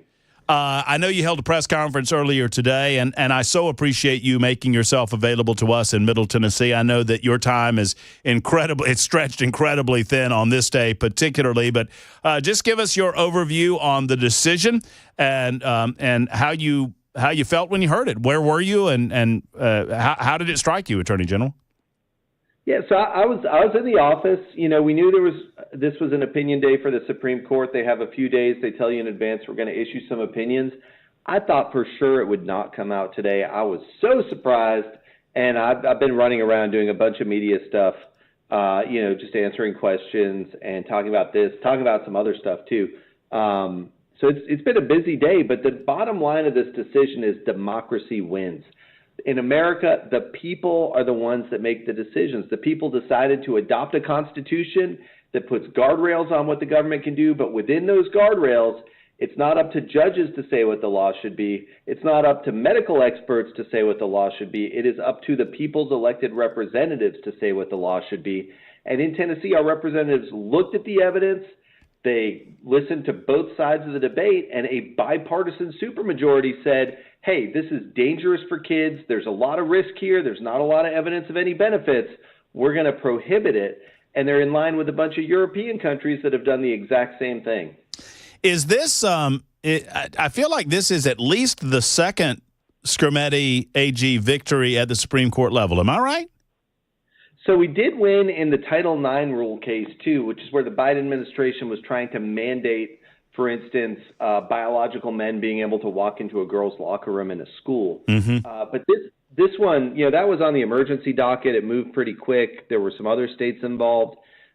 This one, we were sued for our law. We fought the whole way up. We were the first state to win at any level in one of these cases. And the ACLU and the Biden administration decided to take it all the way up to the U.S. Supreme Court. And this settles the question. There are a bunch of states with these laws. There are more states considering them. And the Constitution says, and the Supreme Court confirms, that they can prohibit these life-altering procedures on kids who are too young to know what they're agreeing to. How do you go about? I'm just curious. The process that you go through when something like this comes to you. I mean, you don't bring these things to yourself, right? I mean, they come to you, and you just described that. The Biden Department of Justice decided that, and the ACLU decided that they were going to bring this against Tennessee. How do you work it? Do you kind of start at the beginning and just read the law itself and make sure you fully understand? How do you formulate your arguments? Walk us through that process. So we knew we were going to get sued over this one. It was a pretty contentious deal, and district court judges in a number of other districts had enjoined similar laws. Mm-hmm. We've got a killer team here. Matt Rice, my Solicitor General, who argued the case, is brilliant. He clerked for Justice Thomas on the Supreme Court. Whitney Hermendorfer, who is in line to be voted on for a federal appellate judgeship, is another brilliant lawyer. She helped put together our response. We had a few Tennessee lawyers outside the office help with this. We had a great team in the office work on the trial level work and help with the appeal. So the key here is just hiring good people and having good lawyers and knowing this is a huge case. This sets a big precedent. This is a very contentious issue. If you get the right people fighting and you set them up for success, you can win the big wins. I would expect, I don't know if this is the case or not. It's been a very busy day, but have you had an opportunity to absorb the decision? And can you give us kind of a 25-cent tour of what exactly the courts said about the law and about the case that you presented? Sure. So I haven't read all the opinions yet, but I've made it through the main one and read a bunch of the other stuff, just not all of it. The Chief Justice wrote it for 6 justices, and it basically says this prohibition on medical treatment doesn't discriminate on the basis of sex. It doesn't discriminate on the basis of transgender identity. Medical procedures have been regulated by the states forever. And here you've got a medical procedure where certain treatments for certain conditions are prohibited, and that's just fine. That happens all the time. So it's not an unconstitutional violation to say that a kid with precocious puberty can get puberty blockers, but a kid with gender dysphoria can't. These are 2 different medical conditions. The drugs hit differently. The drugs hit different bodies differently. And boys and girls are different. I mean, medicine is going to sometimes affect them differently, and it's okay for the state to consider that when it's making decisions about the law. Attorney General Jonathan Skrmetti joining us on the Matt Murphy Show this afternoon, discussing the 6-3 victory at the Supreme Court level today. This obviously is a big victory for the state of Tennessee, but it's also a victory for the rights of the states to determine their own future. And I believe that the court made mention of that. If I'm not mistaken, Samuel Alito specifically, and I may have the justice wrong. If I do, I apologize. But I believe it was Alito who said, "Look, that the states themselves elect lawmakers to go to the General Assemblies to determine the direction that they want to go in so many different areas, and it is a 10th Amendment issue as much as anything else." Do I have that right, Attorney General? So I have to confess, I haven't read all of well, but I mean, it was a basic argument being made by you guys, right? Yeah, no, I mean, it's true, though, right? I mean, the states, we are a self-governing people, and where the Constitution doesn't clearly prohibit the states from acting, then the states, who are not limited in the same way the federal government is in terms of scope of jurisdiction, are able to pass laws regulating things like medical practice. So, yeah, I mean, this is a huge 10th Amendment win. It reaffirms the idea that we're going to disagree about stuff. We're going to disagree about important stuff. But through elections and through debate, we're able to resolve those disagreements. And if people are unhappy, they're allowed to talk about it. They're allowed to debate it. They're allowed to try to campaign for candidates they like. But the majority rules. And given the medical evidence in this case, given that you've got these European countries with very different politics that have looked at the evidence and reached the same conclusion as Tennessee, we think it's entirely appropriate to say this is an area where the state should govern and where the Constitution does not prohibit protecting our kids. Have you had a chance to talk with the governor about it? I imagine he's as excited as we are. He's pretty excited about it, too. Yeah, he's been so kind and encouraging with this. As have Jack Johnson and William Lambert, the sponsors of the bill in the General Assembly, and both speakers. I mean, we've gotten great support here, and that makes all the difference. I mean, this was a hard case, huge army of lawyers on the other side. So we love the support from all the leaders in Tennessee. Well, we're lucky to have you, AG. We appreciate your time. We appreciate the fact that you chose to come on with us here in Middle Tennessee and speak to the people of Middle Tennessee, and you've been very gracious. We'll talk again very soon. Congratulations once again. Thank you. All right, take care. There's Jonathan Scrimetti. Had a heart out at 16, and I got him out at 16. I feel good about that. So he's got a lot of, obviously, national news media attempting to prey upon his time. And so we do appreciate him spending a little time with us in Middle Tennessee, not forgetting the folks who so appreciate his efforts right here in his home state. 16 after the hour. Your thoughts on any of these things, 615-737-9986. Now, it's my understanding, speaking of Governor Bill Lee, it's my understanding that Governor Lee is out of town, and we invited him to stop by the show and if he wanted to make comment on this. But given that he is out of, I think he's out of, I mean, I don't want to speak out of turn here, but I believe he's out of the country right now. But either way, from Governor Bill Lee, here is his statement on the matter. I'm grateful because I reached out to his team, Elizabeth and Casey and the rest of the team over there in his office, and said, look, if the governor wants to speak to Middle Tennessee and the entire state about this very important ruling, we have time for him. And while he was unable to do that, they did send me this statement from Governor Bill Lee. I'm grateful to Attorney General Scrimetti for securing a historic victory for Tennessee at the U.S. Supreme Court. Protecting children is a fundamental responsibility that we take seriously, and I was proud to sign this bipartisan legislation that lawfully safeguards young people from irreversible, life-altering medical decisions. Voters, through their elected representatives, should have the power to decide what they believe on serious issues like this one. That from Governor Bill Lee responding to the decision today. Big deal, big decision, and obviously it gives the opportunity, or at least opens the door. And frankly, this one is a little bit different than Dobbs in that in the Dobbs decision, which brought the idea of abortion back to the states and back to the people that are represented by their state legislators. The question was, A, whether it was a constitutional issue in Dobbs v. Jackson, and Roe v. Wade was wrongly decided in that regard. And I always believed that from a federalist standpoint, that this should be taken back to the states, where the individual states can make determinations about so many of these various issues. And the issues involve, when does life begin? Because at the heart of the matter is when life begins, rights begin. Y'all understand that? When we consider you to be a life, a human being, at that point you have the rights of other human beings, whether you're in the womb or not. Some states determine that, sadly, I would say, that life doesn't begin until the third trimester or so late into that pregnancy, even to the point that there are states that allow for abortion until birth. Some states, like ours in the state of Tennessee, I mean, some say, no, life begins, at conception. And we're going to make very little exceptions to that basic premise that once life begins growing in your body, that life is precious.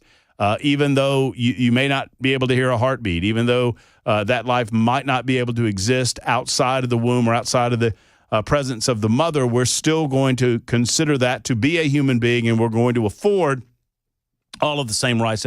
But I understand why states can view this differently, and why the people of those states have every opportunity, or should have every opportunity, to offer their thoughts through their votes on when they would determine that life begins.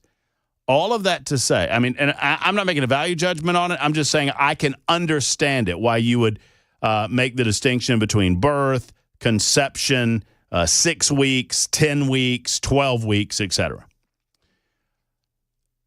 which is why you would have different decisions at the state level. In this case, it's a little different because there's no question that you're dealing with human beings. There's no question that you're dealing with the rights of these young people, these minors who have not reached the age of majority. And because that's not the question before the states, then the question becomes, is this a form of child abuse? Is this abusing a child irreversibly in a life-altering way that cannot be undone? And if that's the case, then you're not establishing when those rights begin and when those rights end. Those rights exist. If you establish that it is, in fact, abusive in its nature, then I think you can make the case that in this circumstance, you should have a nationwide ban on these things, because the consideration is not whether or not that individual is, in fact, a human being. The consideration is whether or not it's abuse. If you determine that it's abuse, then I think you can make a solid case that this ought to be federalized in Washington, D.C. 22 after the hour. Your call's coming up on this and more subjects, plus the latest on Iran and Israel. I've been promising that. And Nincompoops in the News makes its triumphant return. We didn't do it yesterday, and I didn't mind that we didn't do it yesterday because we were out on location at Kings Bowl.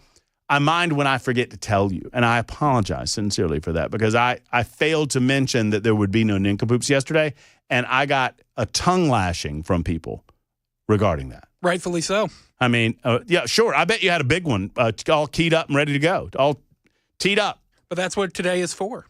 What, to revisit yesterday's? Yes. Mm-hmm. And we'll do so in about 20 minutes or so on Super Talk 99.7 WTN.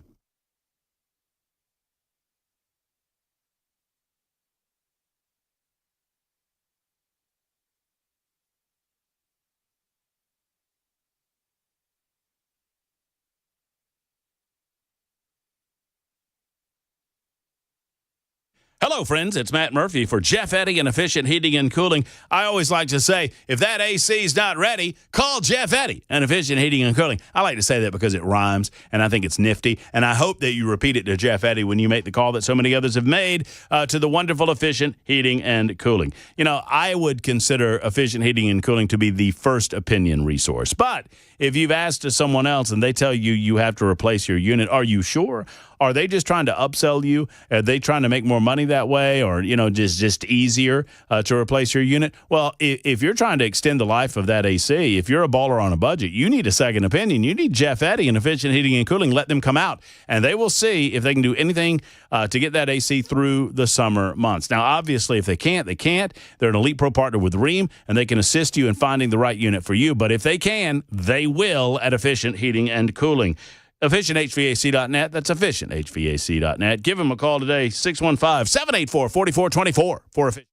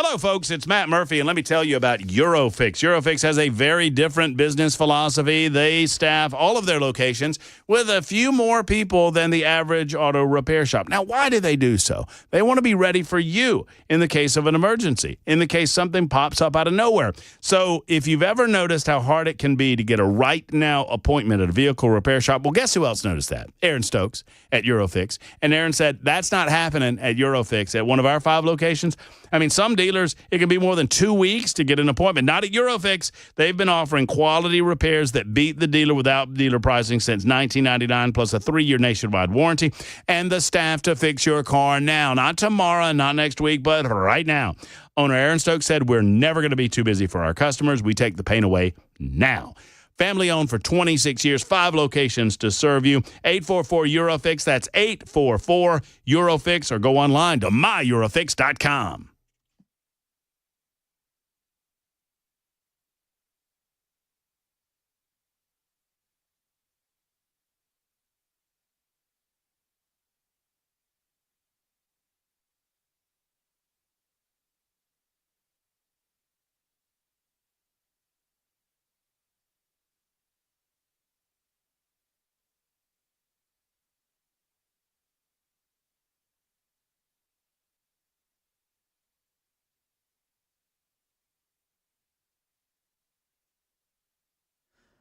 Authorities are trying to determine who has been anonymously sending pizzas to the homes of lawmakers across the country. This story and more coming up at 5:30 on Super Talk 99.7 WTN.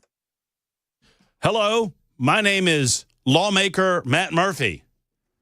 And if you would like to send us a pizza, by all means, care of 10 Music Circle East, Super Talk 99.7 WTN. Everything on it. Everything, yeah, thank you, Ken. Everything on it. Lawmaker Jackson Williams also agrees. Lawmaker Jackson Williams, anything you do or do not want on your unwarranted pizza? No pineapple. Oh, come on. You'd eat pineapple if you need it. I would. You know now, where? who do we choose in the building to taste, or rather test it for us? There's one of two people come to mind. Well, see, if we let Mandus do it of Nashville's Morning News, then we'd never get it back. Because he's very. I'm telling you, Weaver. I saw it in his eyes. I'm not casting aspersions, as I like to say. I'm just saying he's a little. I feel like he has. Certain people have different rules about their food, and I saw those rules come out in his eyes last night. Now, I would think that maybe Joan Jones would be good at testing the pizza. Well, yeah, I don't want Joan to do it or Dan. I mean, who knows what they're putting on those pizzas? Well, it's true. Okay, that's why I called for a test taster. Oh, I nominate you. How about that? Ken Weaver, test taster of the Matt Murphy Show on Super Talk 99.7 WTN. By the way, have you seen those brownies in the break room? Yes, I have. Uh-huh. Mm-hmm. And I am about to go throw them right off the balcony. I had to get them out of the house, man. Out of the house. They're the devil, Matt Murphy. They are They're the devil, Bobby Boucher. That's so good. Stay away from them brownies, Bobby Boucher. So good. I can't wait to hear the story about pizzas and politicians. Because that gives me another opportunity to add some more P's to my alliteration. A lot of alliteration from anxious anchors placed in powerful posts. Send Dan a cheese pizza because Joan will snag that pepperoni. That's true. Chris, you're on it. You know exactly what we're talking about over here. No pepperoni on it. Yeah. My pepperoni, LOL, at Joan taking it. That's $13.49. Y'all get it. Y'all understand. Legit, who do y'all want for pizza? I love y'all, man, and I'll treat the No, don't start sending us pictures. We're just kidding. We're just joking around. But since you mentioned it. I was about to say, you notice, I was like, no. Kid's like, no. Jackson's like, I'm not saying anything. I'll take a pizza. No pepperoni. Oh, right, I'm sorry, no pineapple. You don't like the Hawaiian? Are you a Hawaiian pizza guy? I mean, I don't mind it. I mean, it's not my preferred. It's a weird topping. flavor. It's a sweet. You know where that comes from? Hawaii? Canada. Of course. You can look it up. You can, of course. All the garbage comes from Canada. Brother Jackson's fitting right in. He is. Jack says stupid Hawaiian pizzas and Justin Bieber. Stupid. He's crashing out. Have you guys seen this? No. Yeah, I feel sorry for him. Is he bad news? Is it bad news for him? Oh yeah. Like drugs or? It's just weird social media stuff. Well, when those youngsters, Britney Spears did the same thing, y'all. She's still doing it. Still doing it. When young people of that age achieve that level of fame and money, where nobody can tell you what to do, nobody can tell you no. Oh my goodness, it rots your brain. I think it rots your brain. Well, and I think something with Bieber might have something to do with Diddy. Oh yeah, that makes Ken, because he started acting this way right before this trial. Boy, that makes a lot of sense. Off. A lot of sense. Whether it's abuse or culpability, who knows? But that makes a lot of sense. It also makes a lot of sense to get to the newscast right now on Super Talk 99.7 WTN.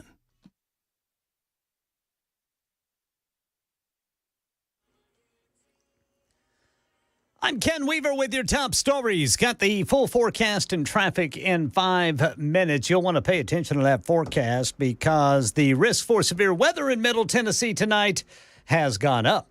ABC News has learned that authorities are trying to determine who's been anonymously sending pizzas to the homes of lawmakers across the country. ABC News national correspondent Stephen Portnoy has more. In a statement to ABC News, Capitol Police called the unsolicited pizza deliveries troubling, a sign of the current heightened threat landscape. The pizzas have been anonymously sent to the homes of lawmakers, both Republicans and Democrats in the House, as well as the current and former leadership of the U.S. Capitol Police.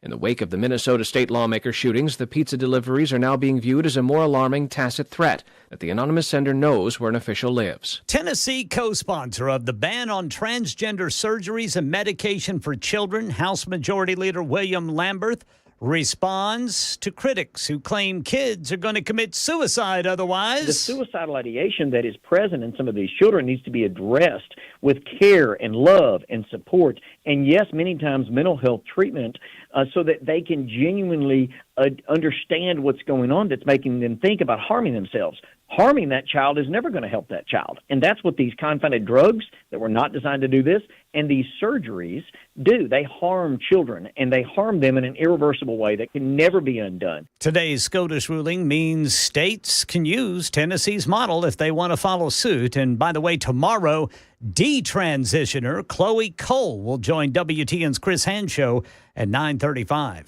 Property tax rates in Nashville going up. Metro Council passing it in the new budget last night. The new tax rate, $2.81 for every $100 of assessed value. That's the latest news. Traffic and weather next. I'm Ken Weaver, WTN News.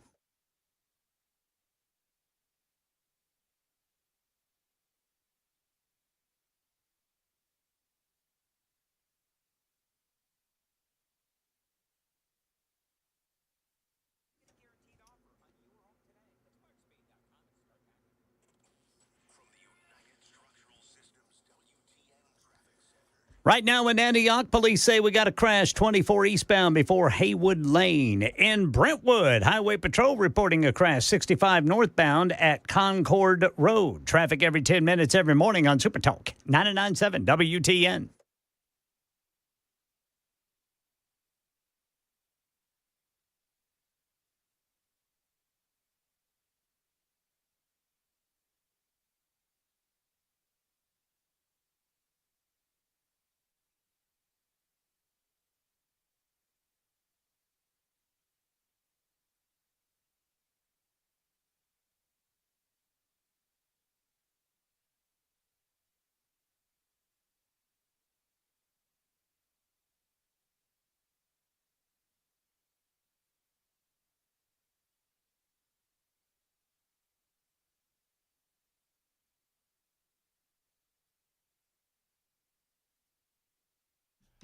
Nashville Safe House. So Mark and his team at Nashville Safe House, they have a lot of fun talking to you about crackheads delivering your safe and how you want to avoid that, talking about the fact that they are always sales tax free at Nashville Safe House, and safes, vault doors, and tornado shelters. That's just about all they do at Nashville Safe House, but they do it better than anybody else in the Southeast, and by extension, I would suggest anyone else in the country. Mark believes that they ought to have a safe for you in stock. You should not have to wait. You should not have to wonder. You should not have to look at a safe online. You should be able to look of it and feel of it and touch of it and smell of it and make sure that it's the right safe for you. And they do it every day at Nashville Safe House because they have about 200 safes right there in the showroom, another 400 or so in their warehouse. I mean, they've got the right one for you. So whether it's securing your valuables, your sentimental items, secure those through threat of fire, or perhaps it's guns that you want to make secure because those are the things that protect you and the family. They get it done at Nashville Safe House.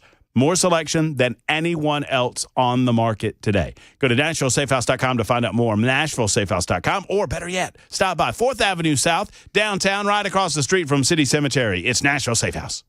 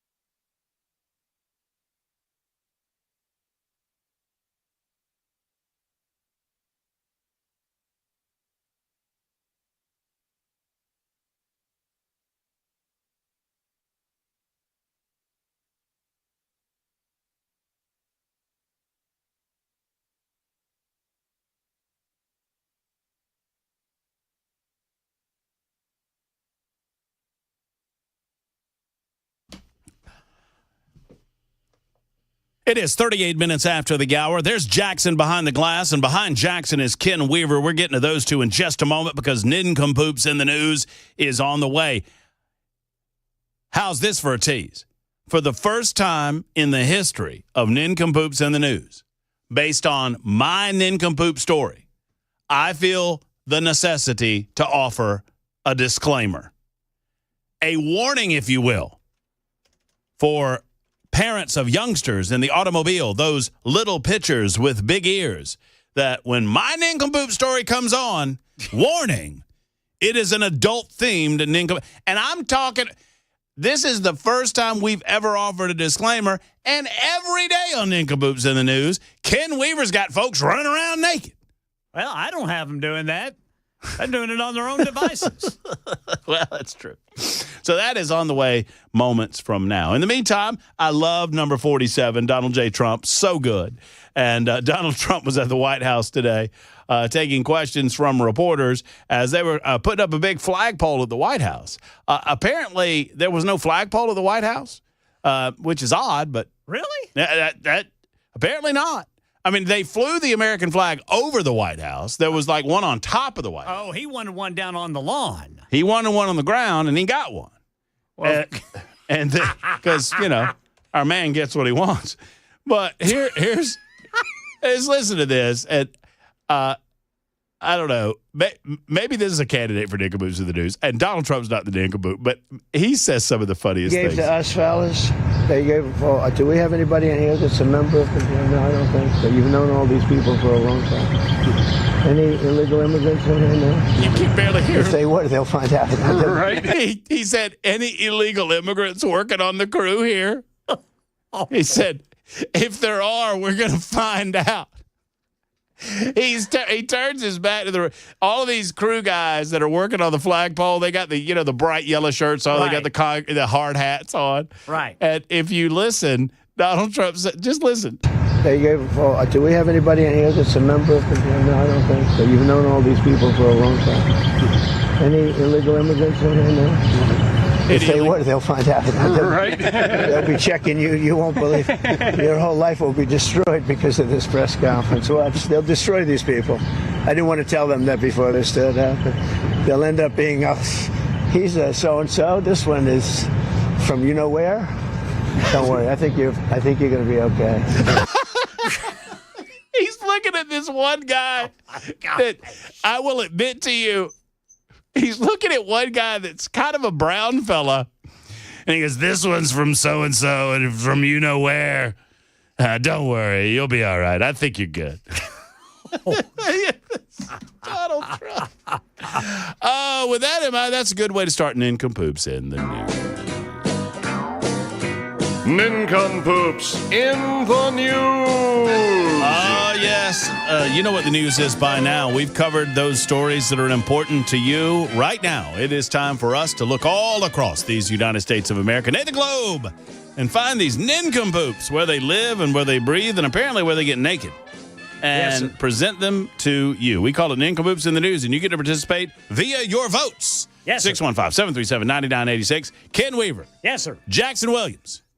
What's happening? And Matt Murphy. What is going on, fellas? How about you? I missed Nincompoops yesterday. I apologize.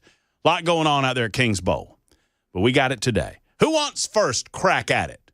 Well, Jackson won the last round. I think he should go first. I agree with you, Ken Weaver. Jackson, as the big winner from Monday's Nincompoops, it's your turn, sir. This one comes from us from Salt Lake City, Utah, where a man arrested for robbery claims his victim was a werewolf. Jose Manuel Perez was booked on one felony count of aggravated robbery. The investigation began around 2:15 p.m. after they received multiple calls reporting an assault in progress where Perez and the victim were getting lunch.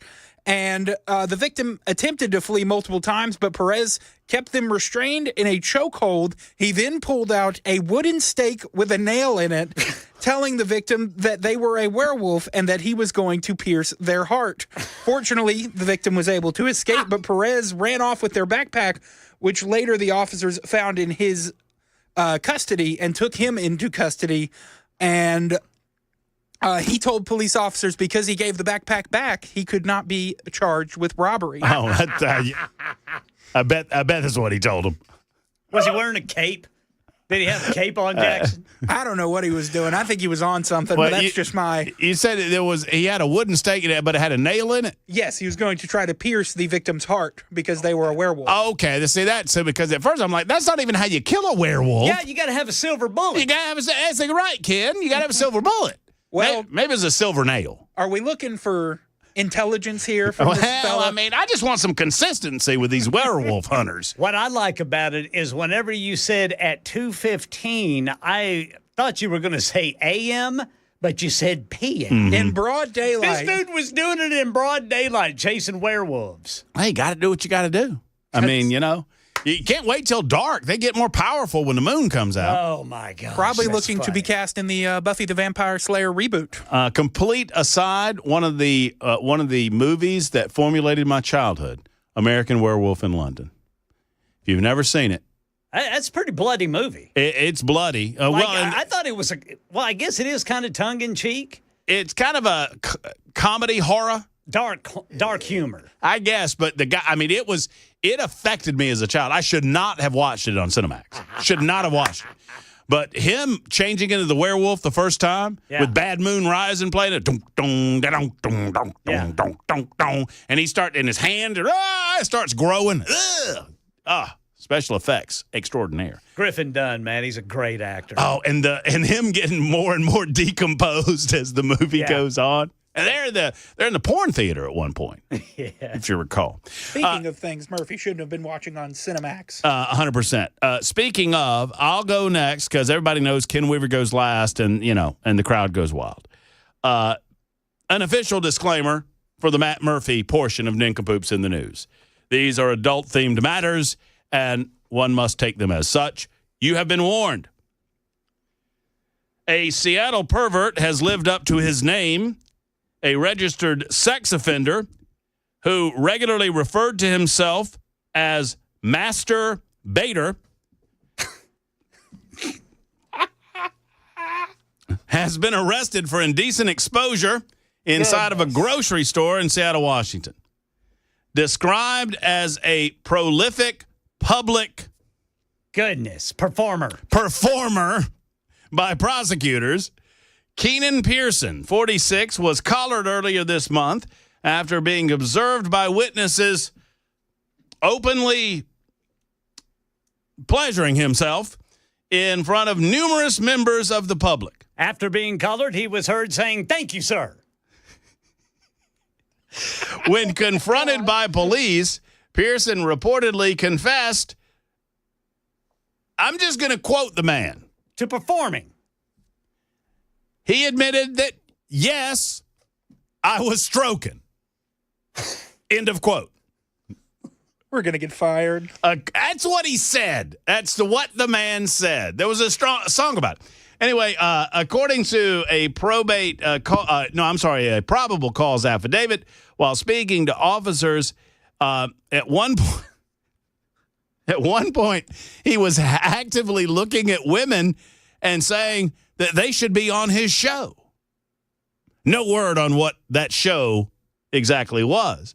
Pearson's extensive rap sheet includes conviction for assault, voyeurism, burglary, domestic violence, possession of a deadly weapon. Goodness. And multiple convictions for indecent exposure. The state's sex offender registry currently lists Pearson as, quote, non-compliant. Pearson locked up on county jail in lieu of $150,000 bond and is scheduled to be arraigned later this month. What'd they say his middle name was? Is he one of these fellas that whenever you identify him, you got to use all three names? Keenan Pearson is his name, a.k.a. Master Bader. Goodness. There you go, Ken Weaver. Your turn, sir. Does he like to fish?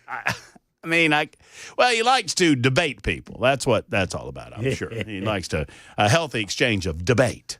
Mr. Weaver, your nincompoop. All right, boys. This happened in Madisonville, Kentucky. Madisonville Police Department officials say they arrested a man who assaulted an officer, then tried to grab their gun and taser.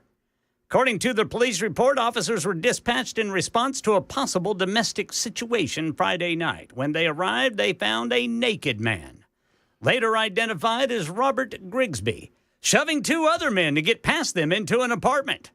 Officers say they attempted to place Grigsby into handcuffs, but he resisted.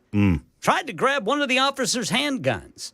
He also grabbed at the officer's taser when he was pinned to the ground. Grigsby began to kick, scream, spit, and grab the officers. The police report states Grigsby also grabbed one of the officers where you know what. Started spitting on him. The whole time, a group of officers trying to get this guy in control, and they can't do it. He's naked. Probably sweaty, slippery. You got to beware of those people willing to fight naked. Once Grigsby was detained, they spoke to the female that he had been visiting. She told police he had psychedelic mushrooms. When police questioned the two men Grigsby was shoving, they told police they heard commotion, opened their door to see what was happening, and they got a naked Grigsby. Grigsby tried to enter the apartment before officers arrived. As officers left the scene in an ambulance, Grigsby screamed several times he was going to kill them. Oh, no. Now, here's the surprising part about this story, boys. Police say they found several hypodermic needles and a large baggie of meth. No. In Grisby's shorts. Oh, in his shorts? In his shorts. That he laying on the floor. That he wasn't wearing, laying on the floor somewhere. Right. He was eventually booked into the Hopkins County Jail and charged with a long list of criminal mischief charges. You fellas want to wrestle? See, that's the thing. As a police officer, let's get ready. I wonder if every officer out there has had to wrestle at least one naked suspect. All of you police officers, Metro Nashville Police and otherwise, let us know. Have you ever had to wrestle a naked dude or dudette, guy or girl? Because in the summertime, they're slippery. Oh, I can imagine. Oh, yeah. I mean, they get that sheen of sweat on them. They probably don't smell good. And they probably don't smell good at all. There you go. You can vote Ken Weaver. You can vote Jackson Williams. You can vote Matt Murphy. That's how we play Nincompoops in the News on Super Talk 99.7 WTN. 2637 says, I feel like I need a shower after hearing Matt's story. Well, I don't know if that's a vote for me or not. Better look out for old Jose Manuel. Jared says, next time Mandis is at a bar, order him a baked Grigsby. Man, I screwed up the joke. That was a good one. I apologize, Jared. You deserved better. I screwed up your joke. It was funny. All right, there you go. Vote, and we will let you know who the big winner is. It's 51 after the hour on Super Talk 99.7 WTN.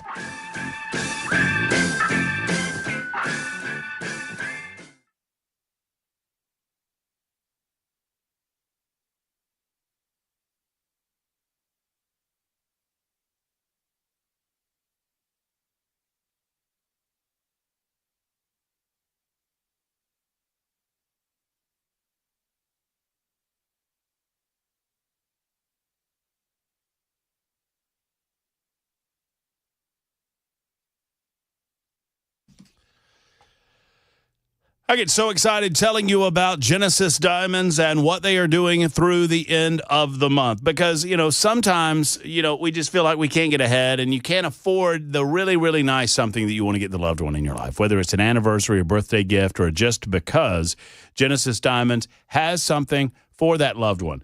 Maybe it's a necklace or a pendant. Perhaps it's a bracelet or a band or colored gemstone jewelry. Maybe it's a pre-owned Rolex watch. Either way, if you buy now, you can pay nothing down, and you can spread your payments over 5 years with 0 interest, 0% interest on approved credit. That's right. Imagine it. A home run $1,000, $5,000 gift for your loved one for that anniversary. $5,000, that's just $85 a month. It's an insane offer, and that's just one example, but it's an insane offer that is available throughout the store and throughout the month of June, and it will not be extended. So let's get to Genesis Diamonds this month. You still have a couple of weeks to do so. Genesis Diamonds, Green Hills and Cool Springs. It's a limited time offer. Ends June 30th, and like I say, it will not be extended at Genesis Diamonds.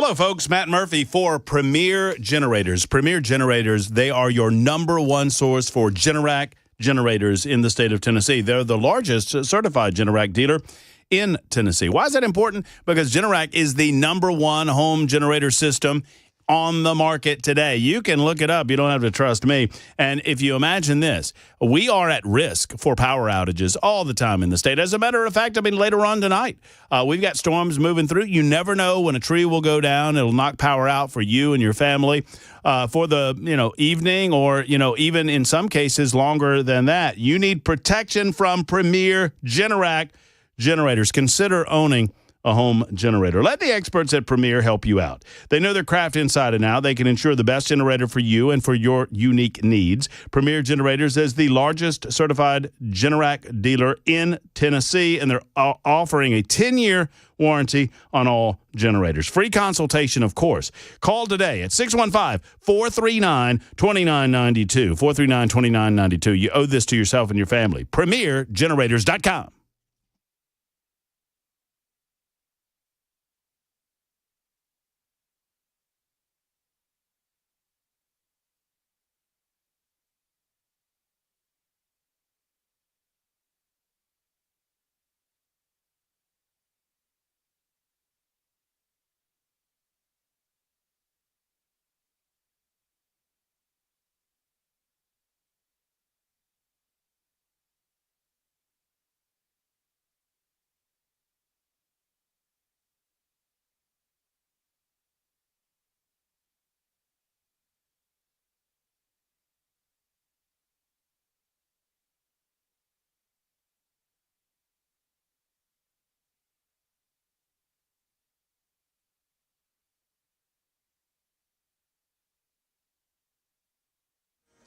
Well, President Trump has wrapped a meeting with his national security advisors and apparently has approved plans on Iran. We'll tell you about it at 6 on Super Talk 99.7 WTN.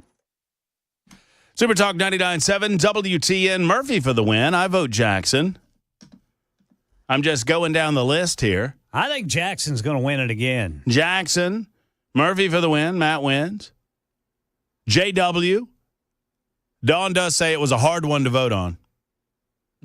This was a good one. Ken Weaver's ninja. Are you new here, sir? 5811 says Ken Weaver's nincompoops always involves nudity. I think he's trying to secretly tell us that he wants to go on a naked spree. I don't know about a spree. But Weaver has been pretty open about his willingness to wrestle. Yeah. Shirtless. Yeah, I'll do that in convenience store parking lots with complete strangers. There you go. There are those who have and those who will wrestle with naked, crazy people in law enforcement. I've been there. I've done that. I've gotten the T-shirt. It's never anything you want to see either. Yeah, that's the thing. I've long promoted gender equality when it comes to toplessness at the beaches. Right. I mean, I don't understand why women don't fight for this. Right. Except, sadly, the people that want to go topless at the beach are not people that we typically want to see topless at the beach. And there's the end of that story. Although I fight for that. I have a summertime show that I do every year based on my belief that women should fight for your rights to go topless if you so desire. I mean, if you get right down to it, why can't they? It's sexual discrimination. Ken, I'll talk about it in a minute after your news. It's sexual discrimination. It's 6 o'clock on Super Talk.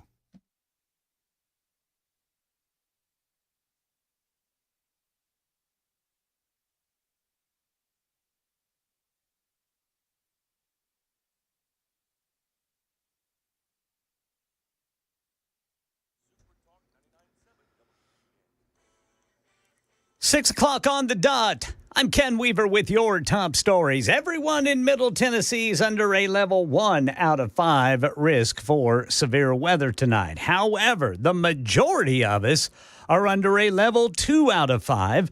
This involves everyone north of a line from basically Murfreesboro down to Columbia. Everybody north of that line is under a level 2 out of 5 risk of severe weather tonight, and it looks like the timing's going to be between 6 and early Thursday morning. Right now, we're tracking some storms out to the west of Nashville. This is in far west middle Tennessee, slowly moving this way. Right now, it just looks like some heavy rain and some lightning. Full forecast and traffic in 4 minutes. President Trump has wrapped a meeting with national security advisors in the Situation Room. ABC's Selena Wang has more from the White House. We know from sources that the president had told his top advisors that those attack plans are approved, but very important to stress here that the president has not made his final decision on whether or not to move forward with those plans. He is still waiting and holding out to see if a diplomatic solution is possible. Tennessee State Senate Majority Leader Jack Johnson on WTN's Matt Murphy Show, hailing today's SCOTUS ruling. That's the Supreme Court. Upholding the ban on transgender surgeries and medications for children. And so the question is, does this issue where you have a doctor who is prescribing removing body parts or pumping chemicals into a child's body when they're 13, 14 years old that are going to delay normal development of their body because they're struggling with gender identity? Today's ruling means states can use Tennessee's model if they want to follow suit. Right now in Nashville, Mayor Freddie O'Connell praising the Metro Council for passing that $3.8 billion budget last night. It includes a raise for Metro employees, also a property tax increase. Nashville's vital signs are strong. School performance is up. Performance and responsiveness of city services has improved. Crime is down. People want to be here, and we want to make it easier to stay. We are leaning into that work even harder with this budget, and we're doing it while setting the lowest property tax rate in Metro's history. Yeah, so this new tax rate is $2.81 for every $100 of assessed value.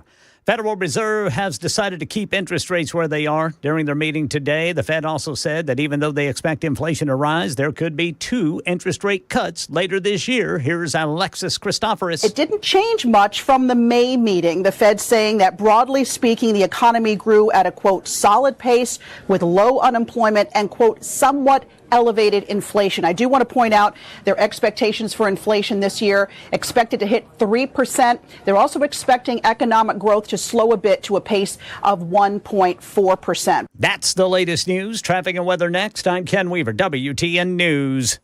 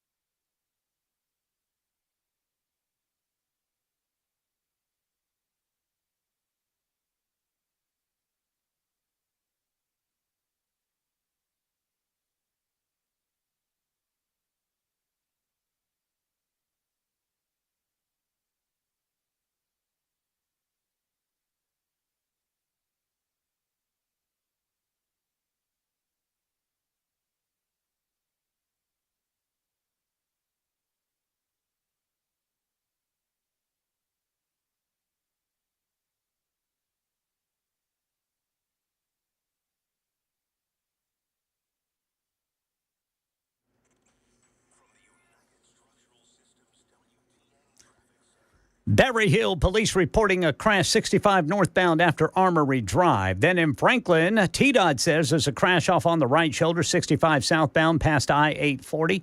Back to South Nashville where a stalled vehicle has the right lane blocked, 24 eastbound at Murfreesboro Pike. In Brentwood, Highway Patrol reports there's a crash 65 northbound at Concord Road. And in the Belmont area, right shoulder blocked by a crash. Police say it's 440 eastbound before Hillsborough Pike, 21st Avenue, exit 3. Traffic every 10 minutes every morning on Super Talk 99.7 WTN.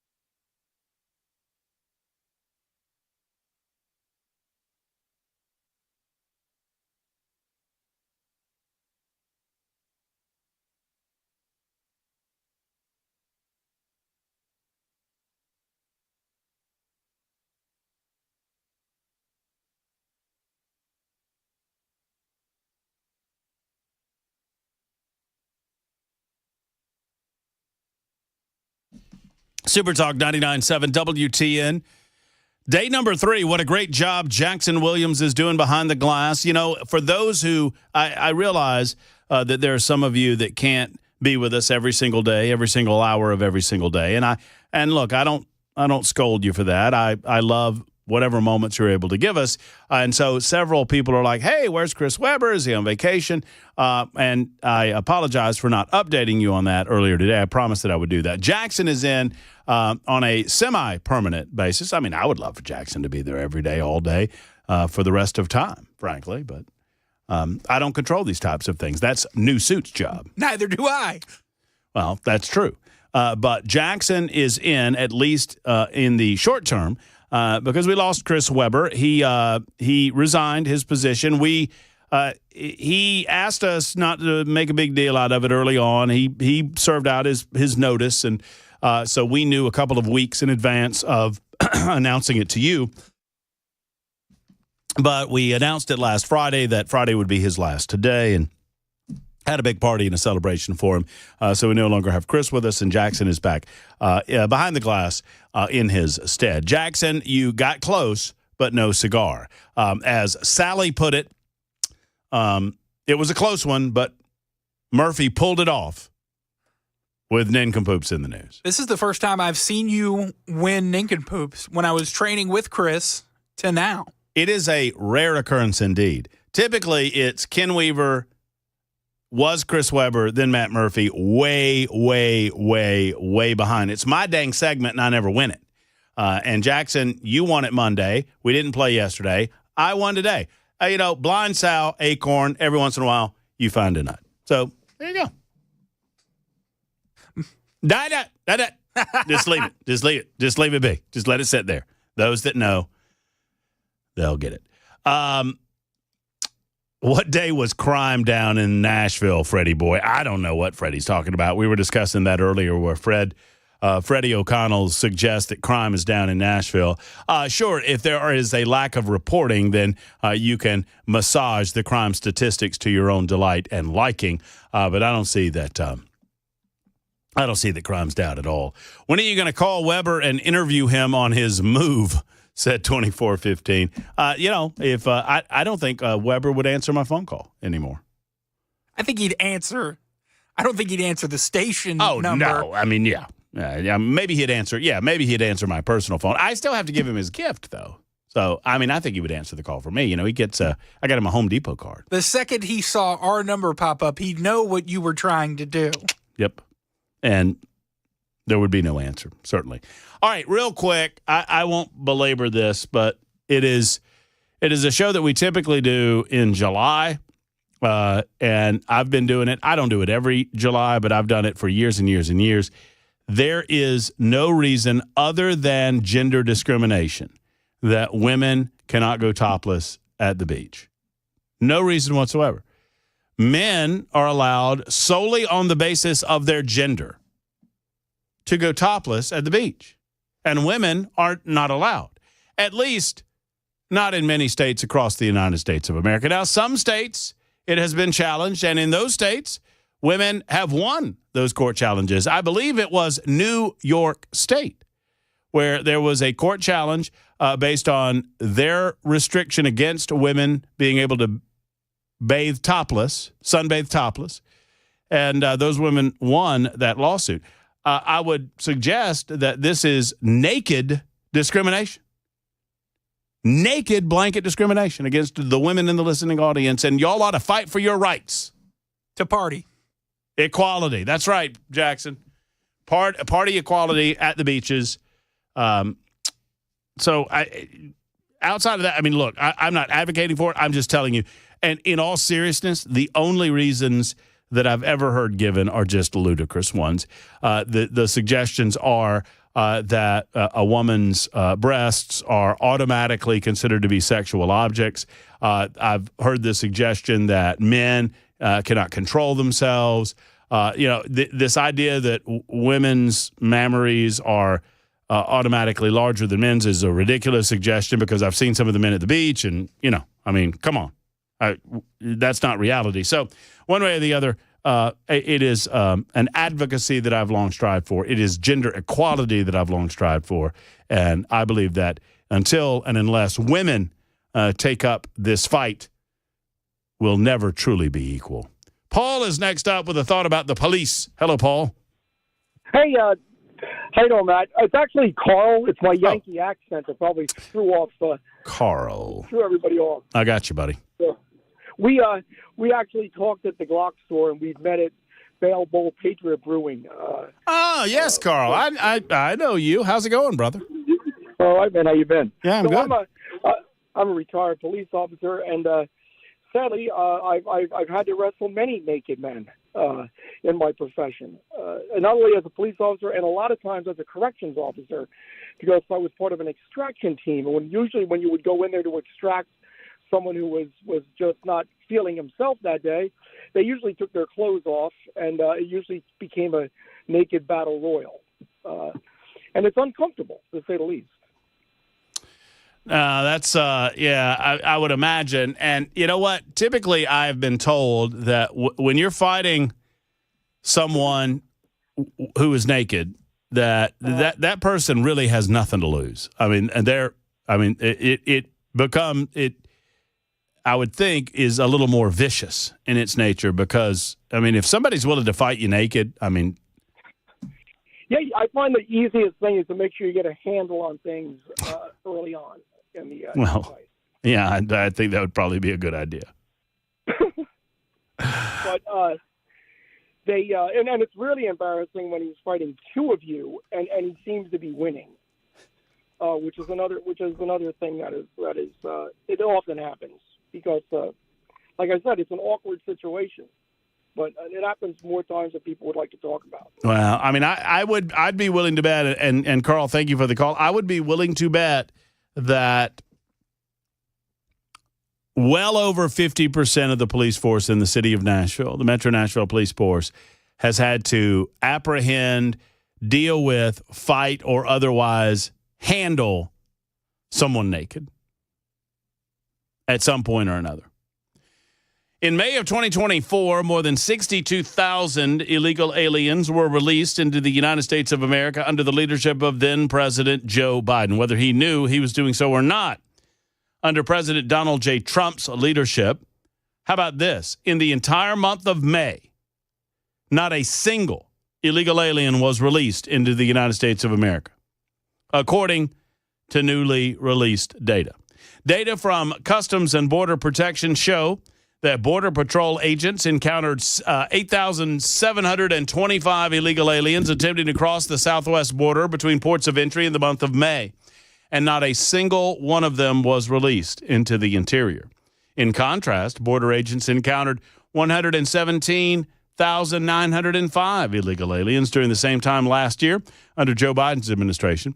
According to Customs and Border Patrol, the total number of encounters nationwide, including at ports of entry, averaged approximately 952 per day in May of 2025, a 2% decrease from April of 2025. It was the second lowest average daily number of CBP encounters in history. Under the leadership of this administration, CBP has received historic support, resulting in another 93% decrease in illegal border crossings year to year, according to Pete Flores, acting commissioner of the CBP. Border numbers continue to trend at historic lows, reinforcing the sustained success of our enforcement effort in securing the homeland and protecting American communities. Stark contrast between Biden and Donald Trump's leadership. It comes after Biden. So it just goes to reinforce that which we already know to be true. For the years of his presidency, Joe Biden would be handed a script, and Joe Biden would dutifully read the script. Not very well, frankly, quite poorly. I don't pretend that Joe Biden knew what the hell he was reading. Joe Biden couldn't find his behind with a compass, a flashlight, and a pickaxe. I mean, he was just non-present. I almost say this feeling sad for the guy. I'm very angry at the people that were running the country between January of 2021 and January of 2025, but that's a different story for a different day. Joe Biden wouldn't know why in the hell border crossings were at the levels that they were at on his own, because Joe Biden, once again, was completely out of it mentally, as he is today. But what he would repeatedly read from people who gave it to him was that it was Trump and the Republicans' fault for the insecure border. Amazingly, they tried to get away with this, and people didn't believe it. It's part of the reasons that Donald Trump is now our president of the United States. Joe Biden claimed during his presidency that he lacked the authority to secure the border. He told a reporter last January of 2024, that he had done all I can do. Biden telling a reporter, just give me the power, give me the border patrol, give me the people, the judges, give me the people who can stop this and make it work.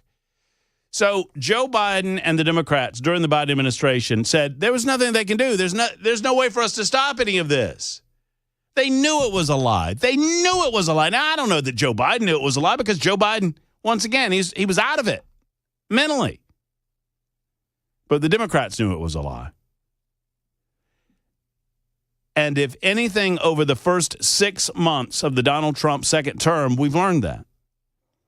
They said, if we just had the resources, if we just had more money, if we just had more border patrol, if we just had more border security, if we just had this and just had that and just had the other thing, all of this would be over. Well, immediately when Donald Trump took office, he reinstated his Remain in Mexico policy. That effort alone deterred so many illegal crossings. He declared a national emergency at the southern border. He ordered construction of the border wall to resume. Donald Trump also authorized the National Guard and the active duty military to work with Customs and Border Patrol agents to secure the southern border, utilizing all of the resources that were at Joe Biden's disposal for his own purposes to shut down the southern border crossings. We're dealing with the ramifications of all of that. And I understand that many of you are concerned with the illegal aliens that have been here for a long time. Or at least some of you are. I understand that as human beings, it is natural to feel sorry for those people, because I do. I feel sorry for the people that were convinced by liberals, if they came here illegally, that they would get to stay.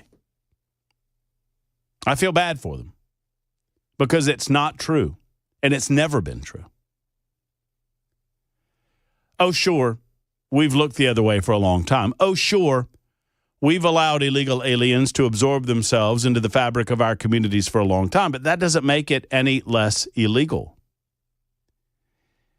And as Donald Trump found out, there are a lot of people that feel like the needle has moved considerably with regard to what we can and will do about this moving forward. And I say Donald Trump found that out because the Trump administration wanted to lessen the efforts on the part of ICE and other organizations when it came to farm workers or hospitality workers, hotel workers, and the like. And a lot of the American people, particularly the MAGA right, said, no, now's not the time to go soft on this issue. And Donald Trump reversed course. And as Chris Hand and I were talking about last night, along with Dan Mandis and Chad Benson at the Big Kings Bowl event, the mid-year review event, it's nice to see a president that is responsive to the desires of the people. They made a policy position known. The people pushed back on that policy position, and they reversed course. Now, I don't know how forceful they're going to be in their enforcement. I would agree with the idea of focusing their efforts on not just the criminal activity of coming across the southern border, but the additional crime that some have committed since they've been here. Focus on those criminal elements within the illegal alien population that commit crimes in addition to coming illegally, and then we can deal with the rest. And frankly, we might work this down to a point where we recognize a need to absorb those who are left into our communities. And how do you do that? You don't have to have amnesty to do that. Here's the Murphy plan. If you've been here 10 years or longer, let's just use 10 years. I could be persuaded to go longer. I could be persuaded to do less time, but let's just say 10 years. If you have been here 10 years or longer, then you declare yourself at a local probate court, and you will be processed. You will give your name, and it really, at that point, doesn't matter what your name was previous to what you do now, because that's what your name's going to be legally in the United States of America henceforth. We're going to identify you. We're going to fingerprint you. We're going to run you through the system. We're going to make sure that you're not a criminal of any other sort, that you're not wanted for any other crime other than coming across the southern border. And if you can establish that you have been here for 10 years or longer, you are going to pay a fine. What do you want it to be? $1,000 for every year? $500 for every year? Whatever we establish as the penalty for the illegality committed, that fine can be set up in payments. You are allowed to stay here. You are allowed to work here. You do not receive government assistance. You do not have voting rights. You go to the back of the line when it comes to citizenship process. As a matter of fact, I'd be willing to listen to the argument that you never are allowed to become a citizen of the United States of America. But you know what you just became? You became legal. As long as you keep your nose clean, you don't commit any more illegal acts, and you pay your fine. Once you pay your fine, you're here. Congratulations. You got yourself a green card. You're a legal resident. Are you a citizen? No, you're a resident. Still a guest. And as Arnold Schwarzenegger said on The View just the other day, you're a guest. You must act like a guest. You make the bed. You do nice things. You do not act like an interloper. You know, sometimes my Arnold's good, sometimes not so good. This is one of those times. Yeah, 6.5. You know what I have to start with? Get to the chopper. It's not a tumor. Better. Not good. Better. 24 after the hour on Super Talk.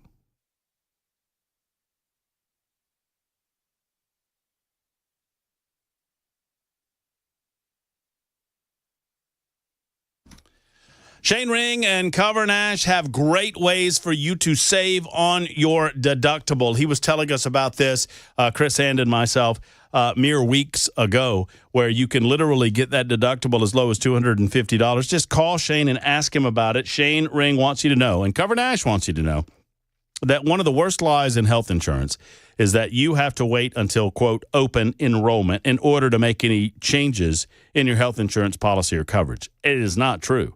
Shane Ring can disabuse you of that notion when you make the call that so many other people have made to Cover Nash. He is your local healthcare expert. He's not a call center. Cover Nash wants you to know how much you overspend on your health insurance coverage. He wants you to know where you can save money. He wants you to know that you can get the same great benefits and same great deals, and you don't have to pay as much. They shop the entire health plan market and every health plan available to you to find the right one for you. That's what they do with Shane Ring and Cover Nash. You can either do it over the phone, or you can do it in person at his office in Brentwood. Don't get taken advantage of and don't overpay. Take control of your money and take control of your health insurance. Don't allow the government to control it. Go to covernash.com or 615-465-0023, 465-0023.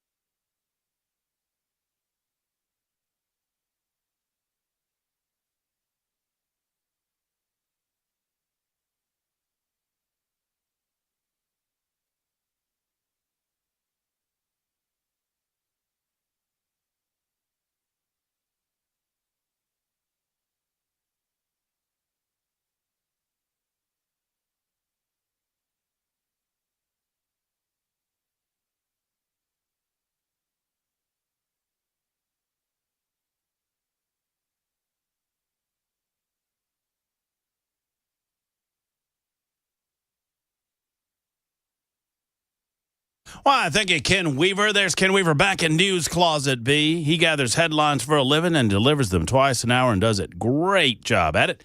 Jackson Williams, he's in the studio complex. He's in the control area, making sure that everything that comes out of our speaker sounds as good as possible. And then there's you.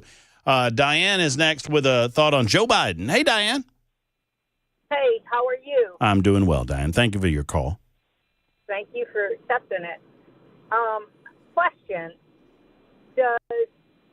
If something happens to Joe Biden, which, eventually it's going to, because he's not going to make it, but anyway, does his money, the money that he's still collecting for not being a president, does it go to his wife, Jill? You mean, I don't know that the president gets, he's talking about like a pension? Yes. Dan, I admit, I don't know if that, I don't know what a president gets. I know that the president gets lifetime security detail through the Secret Service, obviously. I would imagine that the president gets a pension, but I don't know if that's true or not. I'll have to look it up. Yeah, I'm just concerned because, I've been told before that they get a pension, or at least like part of their money that they got paid while they were president.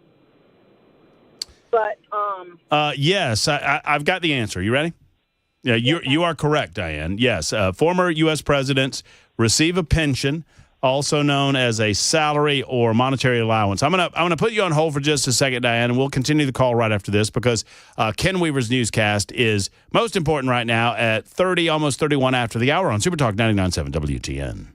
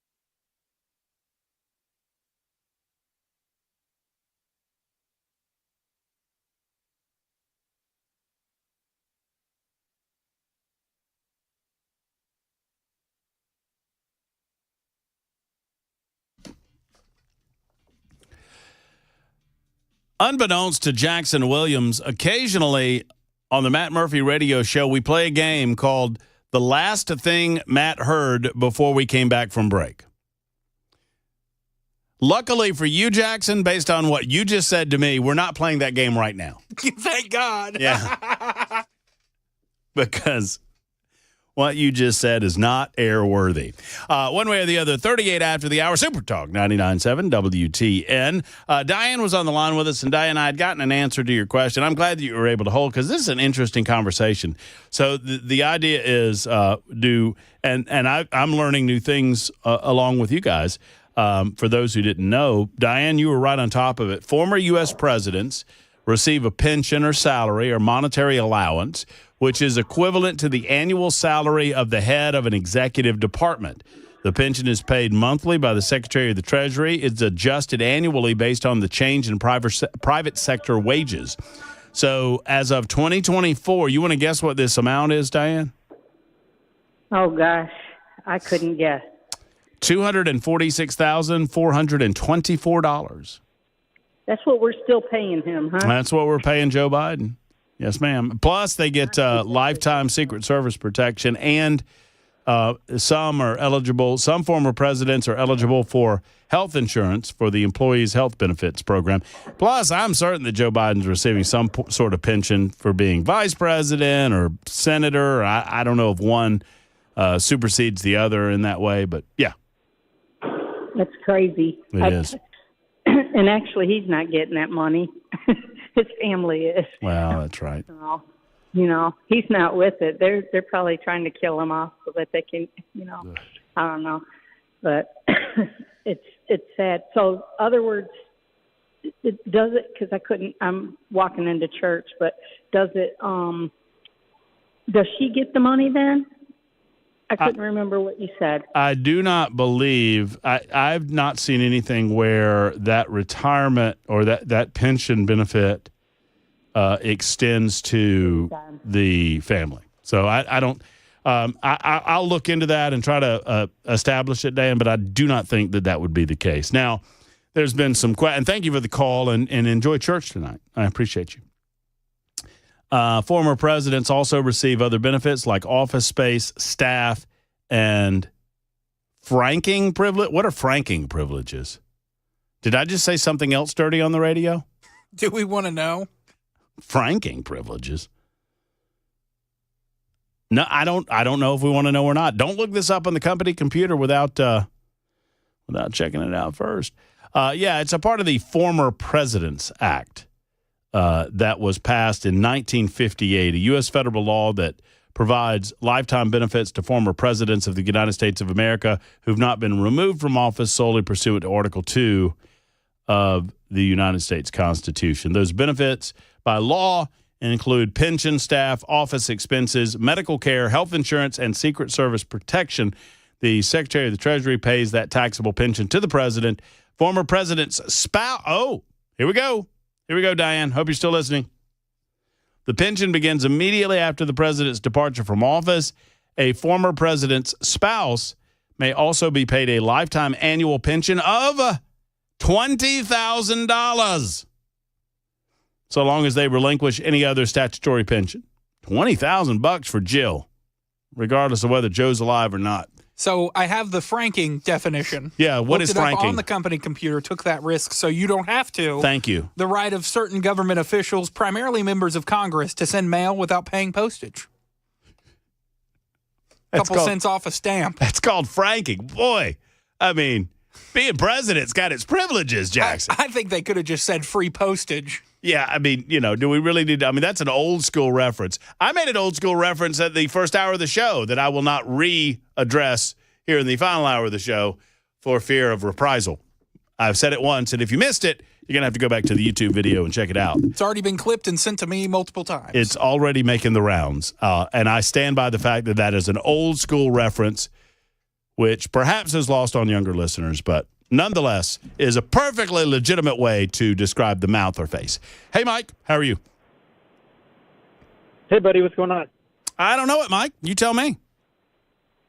So the going belief around the water cooler at work is that Biden was isolated, increasingly isolated, and insulated from what was going on. He was always insulated from what was going on, but then as the presidency began to end, he started getting more isolated. And this isn't just from talk, inter-office talk and stuff like that. Oh, did I tell you that I work for the government? I think I told your screener that I work for the government. He was an individual that we feel that he believed what was being handed to him, what was being fed to him. Yeah, Joe Biden, I don't believe Joe Biden was a very good person before he lost his mind, but I almost feel bad for him when he did, because he clearly did. I mean, it was my observation, and I think it's being corroborated by enough people that we can conclude that he pretty obviously, at least in the latter several years of his presidency, didn't really have any idea what was going on. It's sad if you look at some of the the ways he would speak and the things he would say. He was very good at either having an earpiece or memorizing, even though he stammered all over himself, talking points. But there was always a set of the same talking points that were there, and that's pretty much the first giveaway that is not anybody who can, especially at that level, that can't like Obama was very good at that. I served under him too. So I've served Trump twice, Obama once. The handful of staffers that ran the presidency while Biden was in there, and then of course Trump again. One thing that Obama was very good at is being creative and being able to think quick on his feet. Mm-hmm. The thing in stark contrast, very nervous about somebody like a Newsom, is that Newsom is somebody who has the ability to lie extremely effectively. And having lived in San Francisco, my wife and I fled California in 2015 to come to Tennessee, and we actually were under Kamala, and we had a nickname for her. I almost said on the air, but we had we lived in San Francisco under Kamala and Newsom, and he can lie with such fluidity that it's not that he believes his own lies like Joe Biden did. Joe Biden believed his own lies only because he was isolated to a point and insulated from everything, where he believed he was speaking the truth. Strapped to a lie detector, he would easily pass it because he believed the information he was being handed was the truth. Mm-hmm. As opposed to Newsom, who just has no moral compass. Newsom, just as we look over the history of presidents in my lifetime, Newsom reminds me of a mean, angry Bill Clinton. Like Bill Clinton, you know what I mean? Bill Clinton had a way about him that was very affable. He was very smart. He was quick on his feet. Everybody's buddy. But he was a buddy. Gavin Newsom is quick on his feet. He is smart. He can spin a story and a narrative as good as the next guy. But he has a mean-spiritedness to him that I think might ultimately hurt him in presidential politics. I could be wrong, though. But I think he is clearly the front runner in 2028 right now. Yeah, I agree with that. He is a very dangerous person to the Republic. I don't just mean he's a nasty Democrat. We don't like Democrats. He's a communist. Start calling him names. It's gone beyond that. He is a very dangerous person, and I don't. I just hope that we don't go down that path. Well, Gavin Newsom knows exactly. Gavin Newsom knows exactly what's happening to California, and yet he sits there and spins it and attempts to create his own advantage. It is an evilness about him. Mike, please call us back. I love the insight based on your experience in government, and I'd love to hear from you again. there's quite a bit I have to say. I wish I could say about because I actually work for the military. I wish I could say what's going on right now. But Oh no, you look. We'll disguise your voice. We won't use your real name. His name's Mud, not Mike. no, it's actually that's why there was that long gap when you said Mike. Go ahead. I was like, who the hell are we talking to? Oh, He's talking about. That's my fake name. that's my alternate. That's when I wear the lacy pants on Mike. Oh, wait, that was weird. All right, I'm gonna go. All right, well, thank you, brother. Look, call us back anytime. I love the insight, and I appreciate the conversation. 7051 wants to know, how's Mr. Jimmy?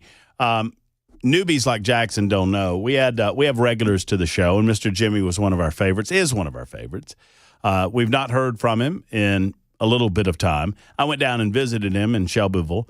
Had a great opportunity to spend a little time with him. He was just a regular, had some great stories, grew up in Memphis, knew Elvis Presley as he was growing up in Memphis, and he's now reached mid to late 80s. And so we think about Mr. Jimmy. Mr. Jimmy, if you're listening, let us know that everything's on the A-OK and you're doing all right, because so many callers and listeners ask about you on the regular. Now, speaking of names, I don't know who the hell Jeff is, but apparently Jeff's got it going on. So this happened. There was a list. There was a graphic that came out from CNN. And it was, the source material came from the Federation of American Scientists. CNN listed this as the world's nuclear arsenals. So the countries that have nukes, or the entities that have nukes, and how many they have. Number 1, Russia, with roughly 7,300 nukes. That's a lot of nukes. Number 2, the United States of America. Go team.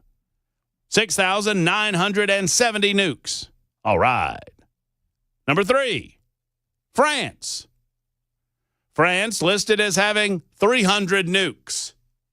China has 260 nuclear weapons. The United Kingdom, 215 nukes.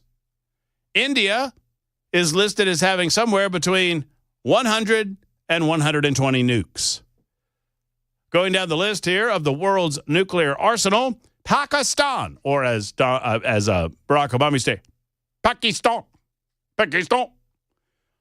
between 110 and 130 nukes. Israel is listed as having 80 nuclear weapons. Then there's North Korea. No word on exactly how many, but it is believed that North Korea has them and has less than 10. And then at the end of the list, I'm not making this up, it says, also with less than 10 nukes, Jeff. Jeff. Jeff. So, according to CNN and the Federation of American Scientists, the entities that currently possess nuclear weapons are as follows: Russia, United States, France, China, United Kingdom, India, Pakistan, Israel, North Korea, and Jeff. Might I suggest that Jeff's got it going on? Jeff's a badass. And you probably don't want to mess with Jeff because Jeff ain't playing. Because Jeff's got nukes. It's 52 after the hour on Super Talk 99.7 WTN.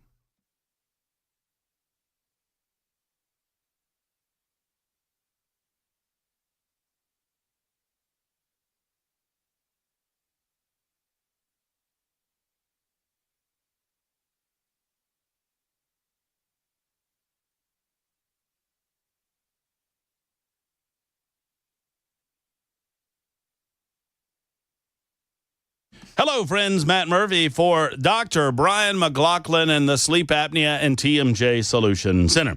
Dr. Brian McLaughlin has taken over for Dr. Stephen Poss. Dr. Poss is still with the team until midsummer, but whether it's in Murfreesboro or Brentwood, you'll be seeing more and more of Dr. Brian McLaughlin. He brings this same exceptional credentials and the same level of expertise to the service that they provide the community that Dr. Poss has provided for so many years. They offer customized, fabricated oral appliance that is FDA approved, that is 3D printed and customed to your mouth. meaning that it is a custom fit for your mouth. If you have sleep apnea, if you snore at night, if you don't breathe throughout the course of the night, if you find yourself stopping breathing or you wake up in the night, you need a sleep test to find out if your breathing stops, because that's a big-time sign of health problems through sleep apnea. And that can be solved with this FDA-approved oral device. Let me tell you, friends, go to the website and you'll see some of the incredible testimonials. I'm one of those testimonials because they helped me. They helped me sleep better. They helped me breathe better with the Tennessee Sleep Apnea and TMJ Solutions Center. Go to TennesseeSleep.com. That's TennesseeSleep.com for more information. When you make the call and make the appointment, do me a favor and tell them that Matt Murphy sent you to Dr. Brian McLaughlin and the Sleep Apnea and TMJ Solutions Center.